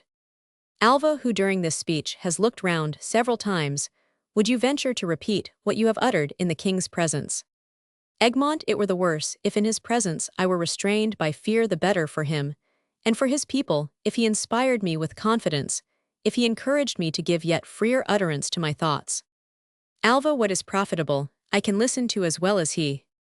Egmont, I would say to him, 'tis easy for the shepherd to drive before him a flock of sheep. The ox draws the plough without opposition. But if you would ride the noble steed, you must study his thoughts, you must require nothing unreasonable nor unreasonably from him. The burgher desires to retain his ancient constitution to be governed by his own countrymen. And why? Because he knows, in that case, how he shall be ruled, because he can rely upon their disinterestedness, upon their sympathy with his fate. Alva, and ought not the regent to be empowered to alter these ancient usages? Should not this constitute his fairest privilege, what is permanent in this world? And shall the constitution of a state alone remain unchanged? Must not every relation alter in the course of time? And on that very account, an ancient constitution become the source of 1,000 evils because not adapted to the present condition of the people? These ancient rights afford doubtless convenient loopholes, through which the crafty and the powerful may creep, and wherein they may lie concealed to the injury of the people, and of the entire community. And it is on this account, I fear, that they are held in such high esteem. Egmont, and these arbitrary changes, these unlimited encroachments of the supreme power, are they not indications that one will permit himself to do what is forbidden to thousands? The monarch would alone be free, that he may have it in his power to gratify his every wish, to realize his every thought. And though we should confide in him as a good and virtuous sovereign, will he be answerable to us for his successor, that none who come after him shall rule without consideration, without forbearance? And who would deliver us from absolute caprice, should he send hither his servants, his minions, who without knowledge of the country and its requirements, should govern according to their own good pleasure, meet with no opposition, and know themselves exempt from all responsibility? Alva, who has meanwhile again looked round, there is nothing more natural than that a king should choose to retain the power in his own hands, and that he should select as the instruments of his authority those who best understand him, who desire to understand him, and who will unconditionally execute his will. Egmont, and just as natural is it that the burgher should prefer being governed by one born and reared in the same land, whose notions of right and wrong are in harmony with his own, and whom he can regard as his brother. Alva, and yet the noble methinks has shared, rather unequally, with these brethren of his. Egmont, that took place centuries ago, and is now submitted to without envy, but should new men whose presence is not needed in the country be sent to enrich themselves a second time at the cost of the nation, should the people see themselves exposed to their bold, unscrupulous rapacity, it would excite a ferment that would not soon be quelled. Alva, you utter words to which I ought not to listen. I too am a foreigner. Egmont, that they are spoken in your presence is a sufficient proof that they have no reference to you.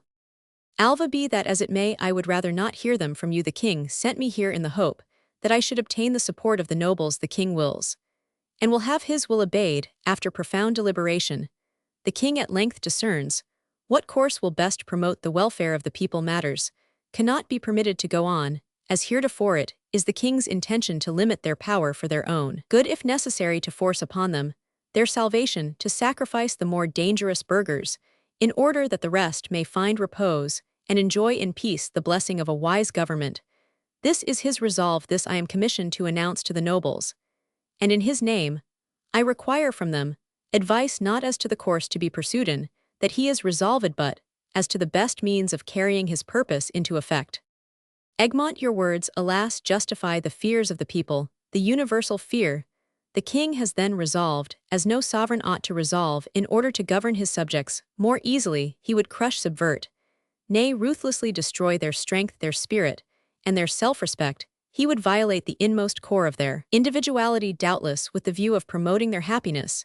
He would annihilate them, that they may assume anew a different form. Oh, if his purpose be good, he is fatally misguided. It is not the king whom we resist, but place ourselves in the way of the monarch, who unhappily is about to take the first rash step in a wrong direction. Alva, such being your sentiments, it were a vain attempt for us to endeavor to agree. You must indeed think poorly of the king, and contemptibly of his counselors. If you imagine that everything has not already been thought of and maturely weighed, I have no commission a second time to balance conflicting arguments from the people I demand submission and from you, their leaders and princes. I demand counsel and support as pledges of this unconditional duty. Egmont demand our heads, and your object is attained to a noble soul. It must be indifferent whether he stoop his neck to such a yoke or lay it upon the block. I have spoken much to little purpose, I have agitated the air, but accomplished nothing. Enter Ferdinand. Ferdinand, pardon my intrusion, here is a letter the bearer of which urgently demands an answer. Alva, allow me to peruse its contents, steps aside. Ferdinand to Egmont, 'tis a noble steed that your people have brought to carry you away. Egmont, I have seen worse, I have had him some time, I think of parting with him.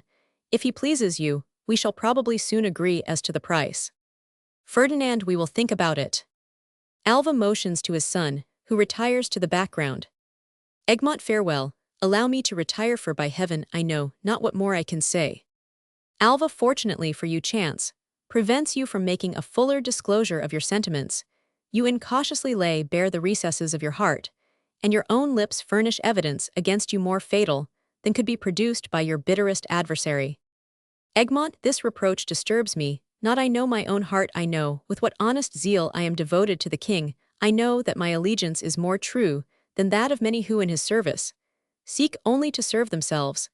I regret that our discussion should terminate so unsatisfactorily, and trust that in spite of our opposing views the service of the king our master, and the welfare of our country, may speedily unite us another conference. The presence of the princes who today are absent may perchance, in a more propitious moment accomplish what at present appears impossible. In this hope, I take my leave. Alva, who at the same time makes a sign to Ferdinand, hold Egmont, your sword. The center door opens, and discloses the gallery, which is occupied with guards who remain motionless. Egmont, after a pause of astonishment, this was the intention, for this thou hast summoned me, grasping his sword, as if to defend himself. Am I then weaponless? Alva, the king commands, thou art my prisoner. At the same time guards enter from both sides. Egmont, after a pause, the king, orange, after a pause, resigning his sword, take it. It has been employed far oftener in defending the cause of my king than in protecting this breast. He retires by the center door, followed by the guard, and Alva's son Alva remains standing while the curtain falls. Act V. Scene Roman 1, a street twilight. Clara, Brackenburg burgers. Brackenburg, dearest, for heaven's sake, what wouldst thou do? Clara, come with me, Brackenburg. Thou canst not know the people, we are certain to rescue him, for what can equal their love for him?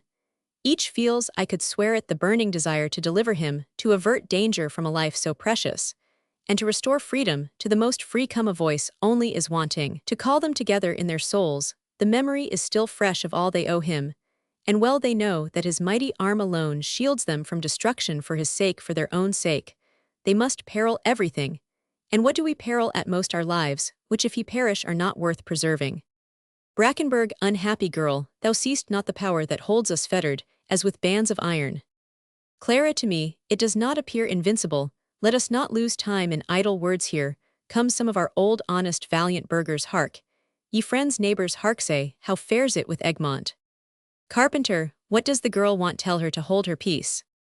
Clara, step nearer that we may speak low till we are united, and more strong. Not a moment is to be lost. Audacious tyranny that dared to fetter him already lifts the dagger against his life. O my friends, with the advancing twilight my anxiety grows more intense. I dread this night. Come, let us disperse, let us hasten from quarter to quarter, and call out the burghers. Let every one grasp his ancient weapons. In the marketplace we meet again, and every one will be carried onward by our gathering stream. The enemy will see themselves surrounded, overwhelmed, and be compelled to yield. How can a handful of slaves resist us? And he will return among us, he will see himself rescued, and can for once thank us who are already so deeply in his debt. He will behold, perchance, I doubtless, he will again behold the morn's red dawn in the free heavens. Carpenter, what ails thee, maiden? Clara, can you misunderstand me? I speak of the Count, I speak of Egmont. Jetter, speak not the name, 'tis deadly. Clara, not speak his name, how not? Egmont's name, is it not on every tongue, or stands it not inscribed often? Have I read it emblazoned with all its letters among these stars? Not utter it. What mean ye, friends good kind? Neighbors, ye are dreaming, collect yourselves, gaze not upon me, with those fixed and anxious looks cast not such timid glances on every side eye, but give utterance to the wish of all. Is not my voice the voice of your own hearts, who in this fearful night air he seeks his restless couch, but on bended knee will in earnest prayer seek to rest his life as a cherished boon, from heaven ask each other, let each ask his own heart, and who but exclaims with me Egmont's liberty or death. Jetter, God help us, this is a sad business. Clara, stay, stay, shrink not away at the sound of his name to meet, whom you were wont to press forward so joyously when rumour announced his approach, when the cry arose, Egmont comes. He comes from Ghent, then happy indeed were those citizens who dwelt in the streets through which he was to pass, and when the neighing of his steed was heard, did not every one throw aside his work, while a ray of hope and joy like a sunbeam from his countenance stole over the toil-worn faces that peered from every window? Then as ye stood in the doorways ye would lift up your children in your arms, and pointing to him exclaim, see, that is Egmont, he who towers above the rest. Tease from bird, that ye must look for better times than those your poor fathers have known. Let not your children inquire at some future day, where is he, where are the better times ye promised us? Thus we waste the time in idle words, do nothing betray him. So shame on thee, Brackenberg, let her not run on thus, prevent the mischief. Brackenberg, dear Clara, let us go, what will your mother say perchance? Clara, thinkest thou I am a child or frantic? What avails perchance? With no vain hope canst thou hide from me this dreadful certainty, ye shall hear me, and ye will, for I see it, ye are overwhelmed, ye cannot hearken to the voice of your own hearts, through the present peril cast. But one glance into the past, recent past, send your thoughts forward into the future. Could ye live, would ye live, were he to perish with him? Expires the last breath of freedom. What was he not to you, for whose sake did he expose himself to the direst perils? His blood flowed, his wounds were healed for you alone, the mighty spirit that upheld you all a dungeon now confines. While the horrors of secret murder are hovering around, perhaps he thinks of you, perhaps he hopes in Yao, who has been accustomed only to grant favors to others, and to fulfill their prayers. Carpenter, come gossip.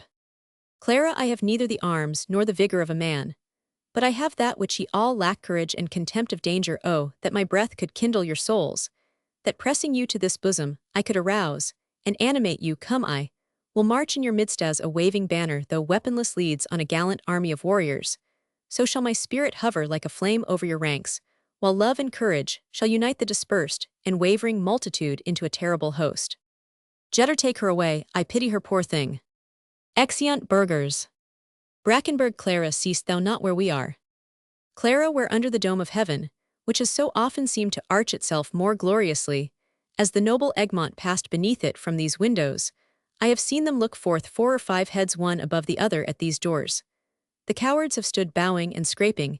If he but chanced to look down upon them, oh, how dear they were to me, when they honored him. Had he been a tyrant, they might have turned with indifference from his fall, but they loved him. O ye hands so prompt to wave caps in his honor, can ye not grasp a sword, Brackenberg? And we chide them, these arms that have so often embraced him, what do they for him? Now stratagem has accomplished so much in the world. Thou knowest the ancient castle, every passage, every secret way, nothing is impossible. Suggest some plan, Brackenberg, that we might go home. Clara Wells. Brackenberg, there at the corner, I see Alva's guard. Let the voice of reason penetrate to thy heart. Dost thou deem me a coward? Dost thou doubt that for thy sake I would peril my life here? We are both mad, I as well as thou. Dost thou not perceive that thy scheme is impracticable? Oh, be calm, thou art beside thyself. Clara, beside myself, horrible. You, Brackenberg, are beside yourself. When you hailed the hero with loud acclaim, called him your friend, your hope, your refuge, shouted vivats as he passed, then I stood in my corner, half opened the window, concealed myself, while I listened, and my heart beat higher than yours who greeted him so loudly. Now it again beats higher in the hour of peril. You conceal yourselves, deny him, and feel not that if he perish you are lost. Brackenberg, come home. Clara, home. Brackenberg, recollect thyself, look around thee. These are the streets in which thou wert wont to appear only on the Sabbath day, when thou didst walk modestly to church, where overdecorous perhaps thou wert displeased, if I but joined thee with a kindly greeting. And now thou dost stand, speak, and act before the eyes of the whole world. Recollect thyself, love, how can this avail us? Clara, home, yes, I remember. Come, Brackenberg, let us go home. Knowest thou where my home lies? Exeunt. Scene Roman II, a prison. Lighted by a lamp, a couch in the background. Egmont alone, old friend, Ever faithful sleep dust, thou too forsake me like my other friends. How wert thou one of yore to descend unsought upon my free brow, cooling my temples, as with a myrtle wreath of love amidst the din of battle on the waves of life. I rested in thine arms, breathing lightly as a growing boy, when tempests whistled through the leaves and boughs, when the summits of the lofty trees swung. Creaking in the blast, the inmost core of my heart remained unmoved. What agitates thee now, what shakes thy firm and steadfast mind? I feel it tease the sound of the murderous axe gnawing at thy root, yet I stand erect. But an inward shudder runs through my frame, yes, it prevails this treacherous power, it undermines the firm, the lofty stem, and ere the bark withers thy verdant crown falls crashing to the earth. Yet wherefore now thou who hast so often chased the weightiest cares like bubbles from thy brow, wherefore canst thou not dissipate this dire foreboding, which incessantly haunts thee in 1,000 different shapes, since when hast thou trembled at the approach of death, amid whose varying forms thou wert wont calmly to dwell, as with the other shapes of this familiar earth?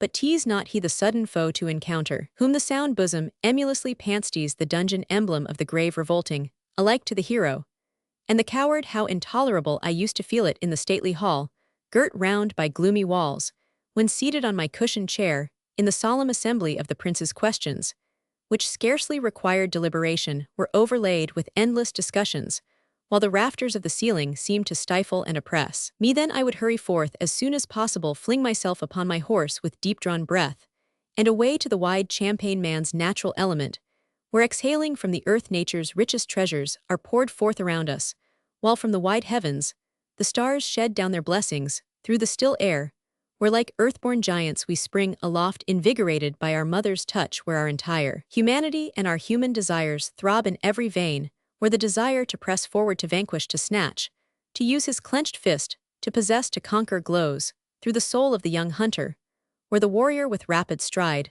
assumes his inborn right to dominion over the world, and with terrible liberty sweeps like a desolating hailstorm over the field and grove, knowing no boundaries traced by the hand of man. Thou art but a shadow, a dream of the happiness I so long possessed, where has treacherous fate conducted thee, did she deny thee, to meet the rapid stroke of never-shunned death in the open face of day, only to prepare for the aforetaste of the grave, in the midst of this loathsome corruption. How revolting its rank odor exhales from these damp stones! Life stagnates, and my foot shrinks from the couch, as from the grave. O care thou, who dost begin prematurely the work of murder, forbear, since when has Egmont been alone, so utterly alone in the world? Tease doubt, renders the insensible, not happiness, the justice of the king, in which through life thou hast confided the friendship of the regent, which thou mayst confess it was akin to love, have these suddenly vanished like a meteor of the night, and left thee alone upon thy gloomy path. Will not Orange at the head of thy friends contrive some daring scheme? Will not the people assemble, and with gathering might attempt the rescue of their faithful friend? Ye walls which thus gird me round, separate me not from the well-intentioned zeal of so many kindly souls, and may the courage with which my glance was wont to inspire them now return again from their hearts to mine. Yes, they assemble in thousands, they come, they stand beside me. Their pious wish rises urgently to heaven, and implores a miracle. And if no angel stoops for my deliverance, I see them grasp eagerly their lance, and sword. The gates are forced, the bolts are riven, the walls fall beneath their conquering hands, and Egmont advances joyously to hail the freedom of the rising morn. How many well-known faces receive me with loud acclaim!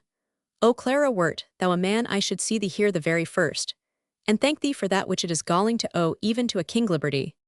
Scene Roman 3. Clara's house. Clara enters from her chamber with a lamp and a glass of water. She places the glass upon the table and steps to the window. Brackenberg, is it you? What noise was that? No one, yet no one. I will set the lamp in the window, that he may see that I am still awake, that I still watch for him.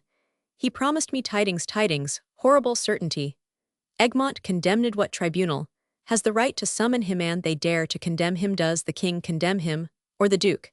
And the regent withdraws herself. Orange hesitates, and all his friends. Is this the world of whose fickleness and treachery I have heard so much, and as yet experienced nothing? Is this the world who could be so base as to hear malice against one so dear? Could villainy itself be audacious enough to overwhelm with sudden destruction the object of a nation's homage? Yet, so it is, O Egmont, I held thee safe before God and man, safe as in my arms.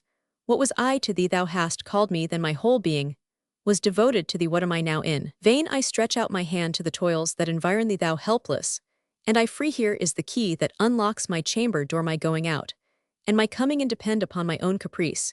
Yet alas, to aid the I am powerless, so bind me, that I may not despair, hurl me into the deepest dungeon, that I may dash my head against the damp walls, groan for freedom and dream.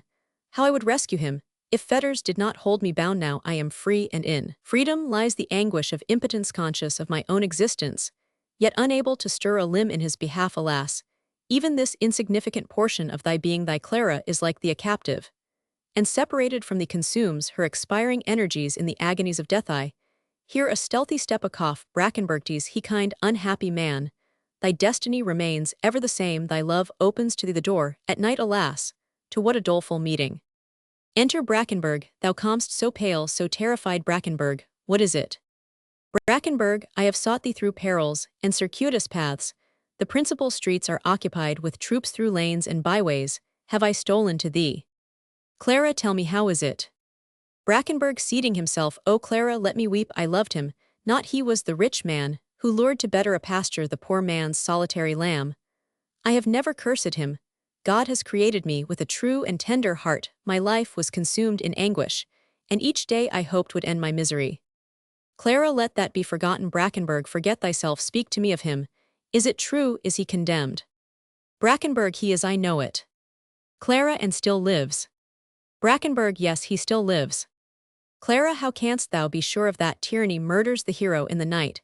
His blood flows concealed from every eye. The people stunned and bewildered lie, buried in sleep, dream of deliverance, dream of the fulfillment of their impotent wishes.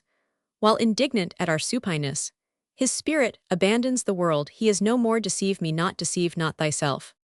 Brackenberg, no, lives, and the Spaniards, alas, are preparing for the people on whom they are about to trample a terrible spectacle, in order to crush forever by a violent blow each heart that yet pants for freedom. Clara, proceed, calmly pronounce my death warrant. Also near and more near I approach that blessed land, and already from those realms of peace I feel the breath of consolation. Say on. Brackenberg, from casual words dropped here and there by the guards I learned that secretly in the marketplace they were preparing some terrible spectacle. Through byways and familiar lanes I stole to my cousin's house, and from a back window looked out upon the marketplace. Torches waved to and fro in the hands of a wide circle of Spanish soldiers. I sharpened my unaccustomed sight, and out of the darkness there arose before me a scaffold, black, spacious, and lofty. The sight filled me with horror. Several persons were employed in covering with black cloth such portions of the woodwork as yet remained white and visible. The steps were covered last also with black. I saw it all. They seemed preparing for the celebration of some horrible sacrifice. A white crucifix that shone like silver through the night was raised on one side. As I gazed, the terrible conviction strengthened in my mind. Scattered torches still gleamed here and there. Gradually they flickered and went out. Suddenly the hideous birth of night returned into its mother's womb. Clara, hush. Brackenberg, be still, let this veil rest upon my soul. The specters are vanished, and thou, gentle night, lend thy mantle to the inwardly fermenting earth. She will no longer endure the loathsome burden. Shuddering, she rends open her yawning chasms, and with a crash swallows the murderous scaffold. And that God whom in their rage they have insulted sends down his angel from on high. At the hallowed touch of the messenger, bolts and bars fly back. He pours around our friend a mild radiance, and leads him gently through the night to liberty. My path leads also through the darkness to meet him. Brackenberg, detaining her, my child, whither wouldst thou go? What wouldst thou do? Clara, softly, my friend, lest someone should awake, lest we should awake ourselves. Knowst thou this phial? Brackenberg, I took it from thee once in jest, when thou, as was thy wont, didst threaten in thy impatience to end thy days. And now, my friend. Brackenberg, in the name of all the saints. Clara, thou canst not hinder me. Death is my portion. Grudge me not the quiet and easy death which thou hadst prepared for thyself. Give me then hand at the moment when I unclose that dismal portal through which there is no return. I may tell thee with this pressure of the hand how sincerely I have loved, how deeply I have pitied thee. My brother died young. I chose thee to fill his place. Thy heart rebelled. Thou didst torment thyself and me, demanding with ever increasing fervor that which fate had not destined for thee. Forgive me and farewell. Let me call thee brother. 'Tis a name that embraces many names. Receive with a true heart the last fair token of the departing spirit. Take this kiss. Death unites all. Brackenberg, us too it will unite. Brackenberg, let me then die with thee. Share it, oh share it. There is enough to extinguish two lives. Clara, hold, thou must live, thou canst live support my mother, who without thee would be a prey to want be to her, what I can no longer be live together, and weep for me, weep for our fatherland. And for him who could alone have upheld it, the present generation must still endure this bitter woe. Vengeance itself could not obliterate it. Poor souls live on through this gap, in time which is time no longer. Today the world suddenly stands still, its course is arrested, and my pulse will beat, but for a few minutes longer. Farewell. Brackenberg, O live with us, as we live only for thy sake. In taking thine own life, thou wilt take ours also. Still live and suffer, we will stand by thee. Nothing shall sever us from thy side, and love, with ever watchful solicitude, shall prepare for thee the sweetest consolation in its loving arms. Be ours, ours, I dare not say mine. Clara, hush, Brackenberg, thou feelest not what chord thou touchest. Where hope appears to thee I see only despair. Brackenberg, share hope with the living. Pause on the brink of the precipice, cast one glance into the gulf below, and then look back on us. Clara, I have conquered, call me not back to the struggle. Brackenberg, thou art stunned, enveloped in night, thou seekest the abyss. Every light is not yet extinguished, yet many days. Clara, alas, alas, cruelly thou dost rend the veil from before mine eyes. Yes, the day will dawn despite its misty shroud. It needs must dawn timidly. The burgher raises from his window, night leaves behind an ebon speck. He looks, and the scaffold looms fearfully in the morning light. With reawakened anguish, the desecrated image of the Savior lifts to the Father its imploring eyes. The sun veils his beams, he will not mark the hero's death. Where slowly the fingers go their round, an hour strikes after another. Hold, now is the time. The thought of the morning scares me into the grave. She goes to the window as if to look out, and drinks secretly. Brackenberg, Clara, Clara.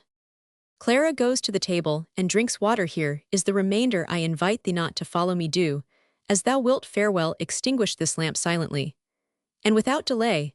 I am going to rest. Steal quietly away. Close the door after thee. Be still, wake not my mother. Go save thyself, if thou wouldst not be taken for my murderer. Exit. Brackenberg, she leaves me for the last time, as she has ever done. What human soul could conceive how cruelly she lacerates the heart that loves her? She leaves me to myself, leaves me to choose between life and death, and both are alike hateful to me. To die alone, weep, ye tender souls. Fate has no sadder doom than mine. She shares with me the death potion, yet sends me from her side. She draws me after her, yet thrusts me back into life. O Egmont, how enviable a lot falls to thee. She goes before thee, the crown of victory from her hand is. Then she brings all heaven to meet thee, and shall I follow again to stand aloof, to carry this inextinguishable jealousy even to yon distant realms? Earth is no longer a tarrying place for me, and hell and heaven offer equal torture. Now welcome to the wretched, the dread hand of annihilation. Exit. The scene remains some time unchanged. Music sounds, indicating Clara's death. The lamp, which Brackenberg had forgotten to extinguish, flares up once or twice, and then suddenly expires. The scene changes to Scene Roman 4a prison. Egmont is discovered sleeping on a couch. A rustling of keys is heard. The door opens. Servants enter with torches. Ferdinand and Silva follow, accompanied by soldiers. Egmont starts from his sleep. Egmont, who are ye that thus rudely banish slumber from my eyes? What mean these vague and insolent glances? Why this fearful procession? With what dream of horror come ye to delude my half-awakened soul? Silva, the Duke sends us to announce your sentence. Egmont, do ye also bring the headsman, who is to execute it? Silva, listen, and you will know the doom that awaits you.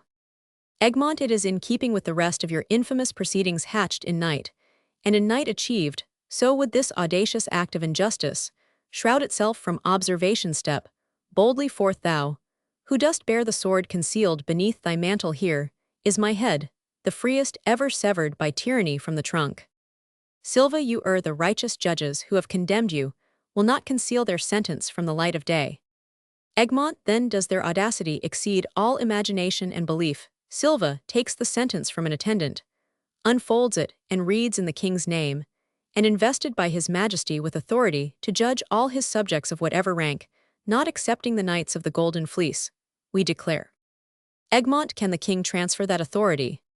Silva, we declare, after a strict and legal investigation, the Henry Count Egmont, Prince of Gora, guilty of high treason, and pronounce thy sentence that at early dawn thou be led from this prison to the marketplace, and that there in sight of the people, and as a warning to all traitors, thou with the sword be brought. From life to death, given at Brussels, date and year, so indistinctly read, as to be imperfectly heard by the audience. Ferdinand, Duke of Alva, President of the Tribunal of 12, thou knowest now, thy doom. Brief time remains for thee to prepare for the impending stroke, to arrange thy affairs, and to take leave of thy friends.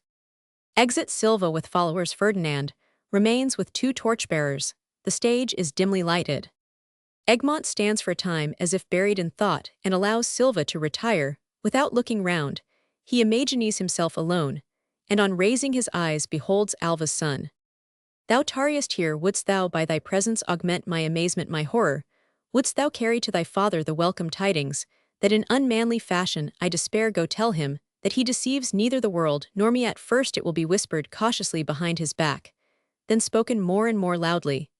And when at some future day, the ambitious man descends from his proud eminence, 1,000 voices will proclaim that 'twas not the welfare of the state, not the honor of the king, not the tranquility of the provinces that brought him hither for his own selfish ends. He, the warrior, has counseled war, that in war the value of his services might be enhanced. He has excited this monstrous insurrection, that his presence might be deemed necessary in order to quell it. And I fall a victim to his mean hatred, his contemptible envy. Yes, I know it, dying and mortally wounded I may utter it. Long has the proud man envied me, long has he meditated and planned my ruin. Even then, when still young, we played at dice together, and the heaps of gold one after the other passed rapidly from his side to mine. He would look on with affected composure, while inwardly consumed with rage more at my success than at his own loss. Well do I remember the fiery glance, the treacherous pallor that overspread his features, when at a public festival we shot for a wager before assembled thousands. He challenged me, and both nations stood by. Spaniards and Netherlanders wagered on either side. I was the victor, his ball missed, mine hit the mark, and the air was rent by acclamations from my friends. His shot now hits me. Tell him that I know this, that I know him, that the world despises every trophy that a paltry spirit erects for itself by base and surreptitious arts. And thou, if it be possible for a son to swerve from the manners of his father, practice shame betimes, while thou art compelled to feel shame for him whom thou wouldst fain revere with thy whole heart. Ferdinand, I listen without interrupting thee. Thy reproaches fall like blows upon a helmet. I feel the shock, but I am armed. They strike, they wound me not. I am sensible only to the anguish that lacerates my heart. Alas, alas, have I lived to witness such a scene? Am I sent hither to behold a spectacle like this? Egmont, dost thou break out into lamentations? What moves, what agitates thee thus? Is it a late remorse at having lent thyself to this infamous conspiracy? Thou art so young, thy exterior is so prepossessing, thy demeanor towards me was so friendly, so unreserved. So long as I beheld thee, I was reconciled with thy father. And crafty, I more crafty than he. Thou hast lured me into the toils. Thou art the wretch, the monster, who so confides in him, does so at his own peril. But who could apprehend danger in trusting thee? Go, rob me not of the few moments that are left me. Go, that I may collect my thoughts, the world forget, and first of all thyself. Ferdinand, what can I say? I stand and gaze on thee, yet see thee not. I am scarcely conscious of my own existence. Shall I seek to excuse myself? Shall I assure thee that it was not till the last moment that I was made aware of my father's intentions, that I acted as a constrained, a passive instrument of his? Well, what signifies now the opinion thou mayst entertain of me? Thou art lost, and I, miserable wretch, stand here only to assure thee of it, only to lament thy doom. Egmont, what strange voice, what unexpected consolation comes thus to cheer my passage to the grave? Thou, the son of my first, of almost my only enemy, thou dost pity me. Thou art not associated with my murderers. Speak, in what light must I regard thee? Ferdinand, cruel father, yes, I recognize thy nature in this command.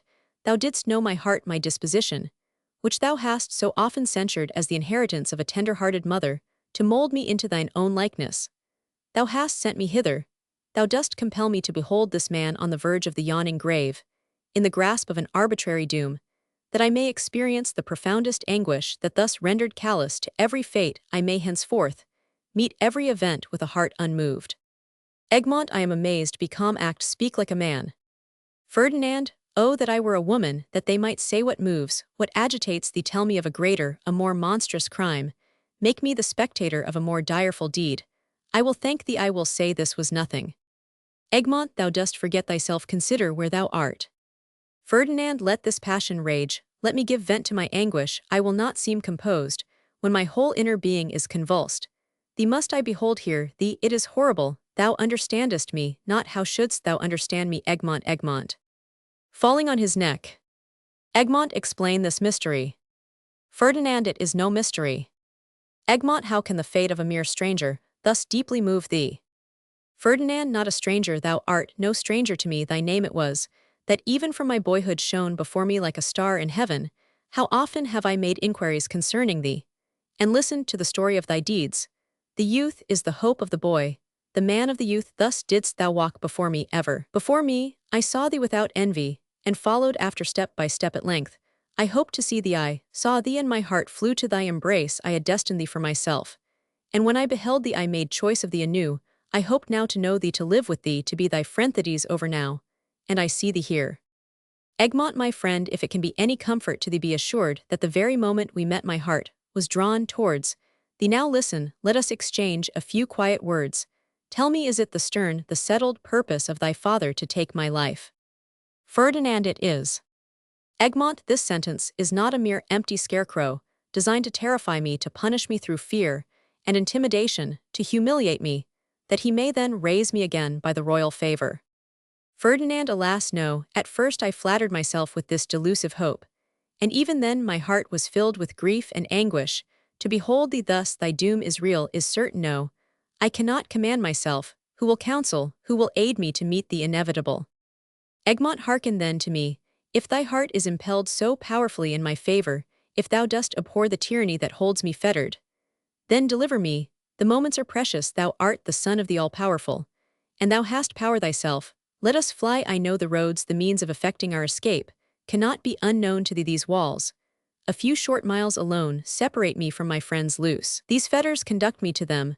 Be ours the king on some future day, will doubtless thank my deliverer. Now, he is taken by surprise, or perchance he is ignorant of the whole proceeding. Thy father ventures on this daring step, and majesty, though horror-struck at the deed, must needs sanction the irrevocable. Thou dost, deliberate, O contrive for me the way to freedom, speak, nourish hope in a living soul. Ferdinand, cease, O cease, every word deepens my despair. There is here no outlet, no counsel, no escape. 'Tis this thought that tortures me, that seizes my heart and rends it, as with talons. I have myself spread the net, I know its firm, inextricable knots. I know that every avenue is barred alike to courage and to stratagem. I feel that I too, like thyself, like all the rest, am fettered. Think'st thou that I should give way to lamentation if any means of safety remained untried? I have thrown myself at his feet, remonstrated, implored. He has sent me hither in order to blast, in this fatal moment, every remnant of joy and happiness that yet survived within my heart. Egmont, and is there no deliverance? Ferdinand, none. Egmont, stamping his foot, no deliverance. Sweet life, sweet pleasant habitude of existence, and of activity, from thee must I part, so calmly part, not in the tumult of battle, amid the din of arms, the excitement of the fray. Dost thou send me a hasty farewell? Then is no hurried leave. Thou dost not abridge the moment of separation. Once more let me clasp thy hand, gaze once more into thine eyes, feel with keen emotion thy beauty and thy worth, then resolutely tear myself away, and say, depart. Ferdinand, must I stand by and look passively on, unable to save thee, or to give thee aid? What voice avails for lamentation, what heart but must break under the pressure of such anguish? Egmont, be calm. Ferdinand, thou canst be calm, thou canst renounce, led on by necessity, thou canst advance to the direful struggle with the courage of a hero. What can I do? What ought I to do? Thou dost conquer thyself, and as thou art the victor, I survive both myself and thee. I have lost my light at the banquet, my banner on the field. The future lies before me, dark, desolate, perplexed. Egmont, young friend, whom by a strange fatality at the same moment I both win and lose, who dost feel for me, who dost suffer for me, the agonies of death, look on me. Thou wilt not lose me if my life was a mirror, in which thou didst love to contemplate thyself. So be also my death. Men are not together only when in each other's presence. Distant, the departed also live for us. I shall live for thee and for myself. I have lived long enough. I have enjoyed each day, each day. I have performed with prompt activity the duties enjoined by my conscience. Now my life ends, as it might have ended long, long ago on the sands of Gravelines. I shall cease to live. But I have lived, my friend. Follow in my steps, lead a cheerful and a joyous life, and dread not the approach of death. Ferdinand, thou shouldst have saved thyself for us. Thou couldst have saved thyself. Thou art the cause of thine own destruction. Often have I listened, when able men discoursed concerning thee foes and friends, they would dispute long as to thy worth. But on one point, they were agreed none ventured to deny, every one confessed that thou wert treading a dangerous path. How often have I longed to warn thee hadst thou then no friends. Egmont, I was warned. Ferdinand, and when I found all these allegations point for point in the indictment together, with thy answers containing much that might serve to palliate thy conduct, but no evidence weighty enough fully to exculpate thee.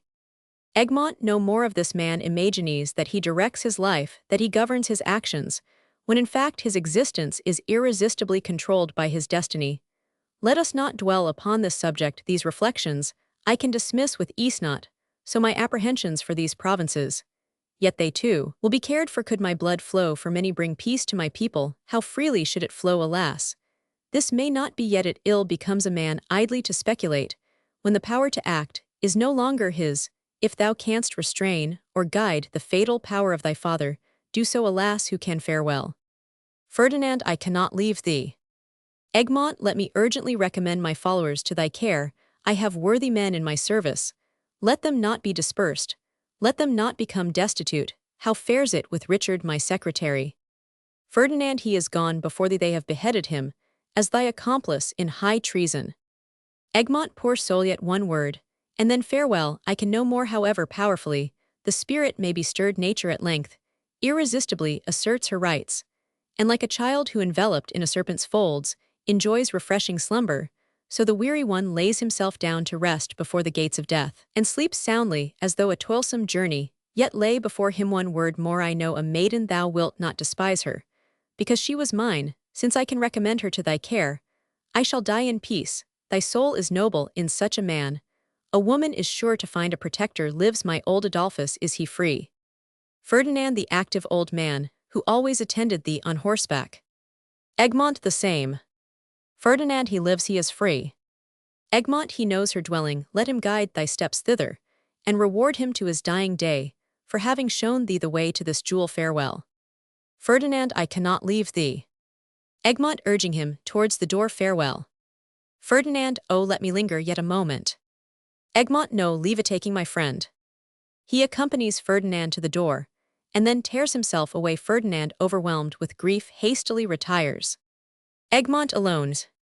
Egmont, cruel man, thou didst not think to render me this service through thy son. He has been the means of relieving my mind from the pressure of care and sorrow, from fear and every anxious feeling. Gently, yet urgently, nature claims her final tribute. Tease past, tease resolved, and the reflections which in the suspense of last night kept me wakeful on my couch now, with resistless certainty lull my senses to repose. He seats himself upon the couch. Music. Sweet sleep, like the purest happiness, thou comest most willingly uninvited. Unsought thou dost loosen the knots of earnest thoughts, dost mingle all images of joy and of sorrow. Unimpeded the circle of inner harmony flows on, and wrapped in fond delusion, we sink into oblivion and cease to be. He sleeps. Music accompanies his slumber behind his couch.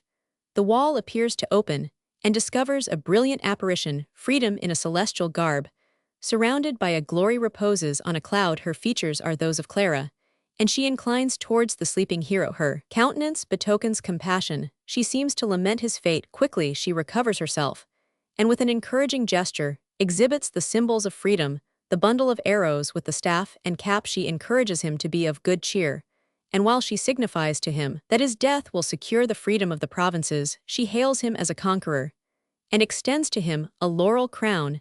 As the wreath approaches his head, Egmont moves like one asleep, and reclines with his face towards her. She holds the wreath suspended over his head. Martial music is heard in the distance. At the first sound, the vision disappears. The music grows louder and louder. Egmont awakes. The prison is dimly illuminated by the dawn. His first impulse is to lift his hand to his head. He stands up and gazes round, his hand still upraised. The crown is vanished. Beautiful vision. The light of day has frighted thee. Yes, there revealed themselves to my sight, uniting in one radiant form, the two sweetest joys of my heart. Divine liberty borrowed the mien of my beloved one. The lovely maiden arrayed herself in the celestial garb of my friend. In a solemn moment, they appeared united with aspect more earnest than tender. With blood-stained feet the vision approached. The waving folds of her robe also were tinged with blood. It was my blood and the blood of many brave hearts. No, it shall not be shed in vain. Forward. brave people, the goddess of liberty leads you on. And as the sea breaks through, and destroys the barriers that would oppose its fury, so do ye overwhelm the bulwark of tyranny, and with your impetuous flood, sweep it away from the land which it usurps. Drums.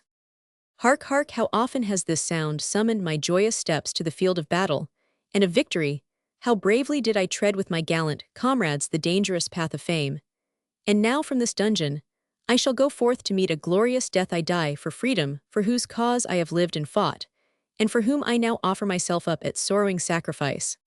The background is occupied by Spanish soldiers with halberds.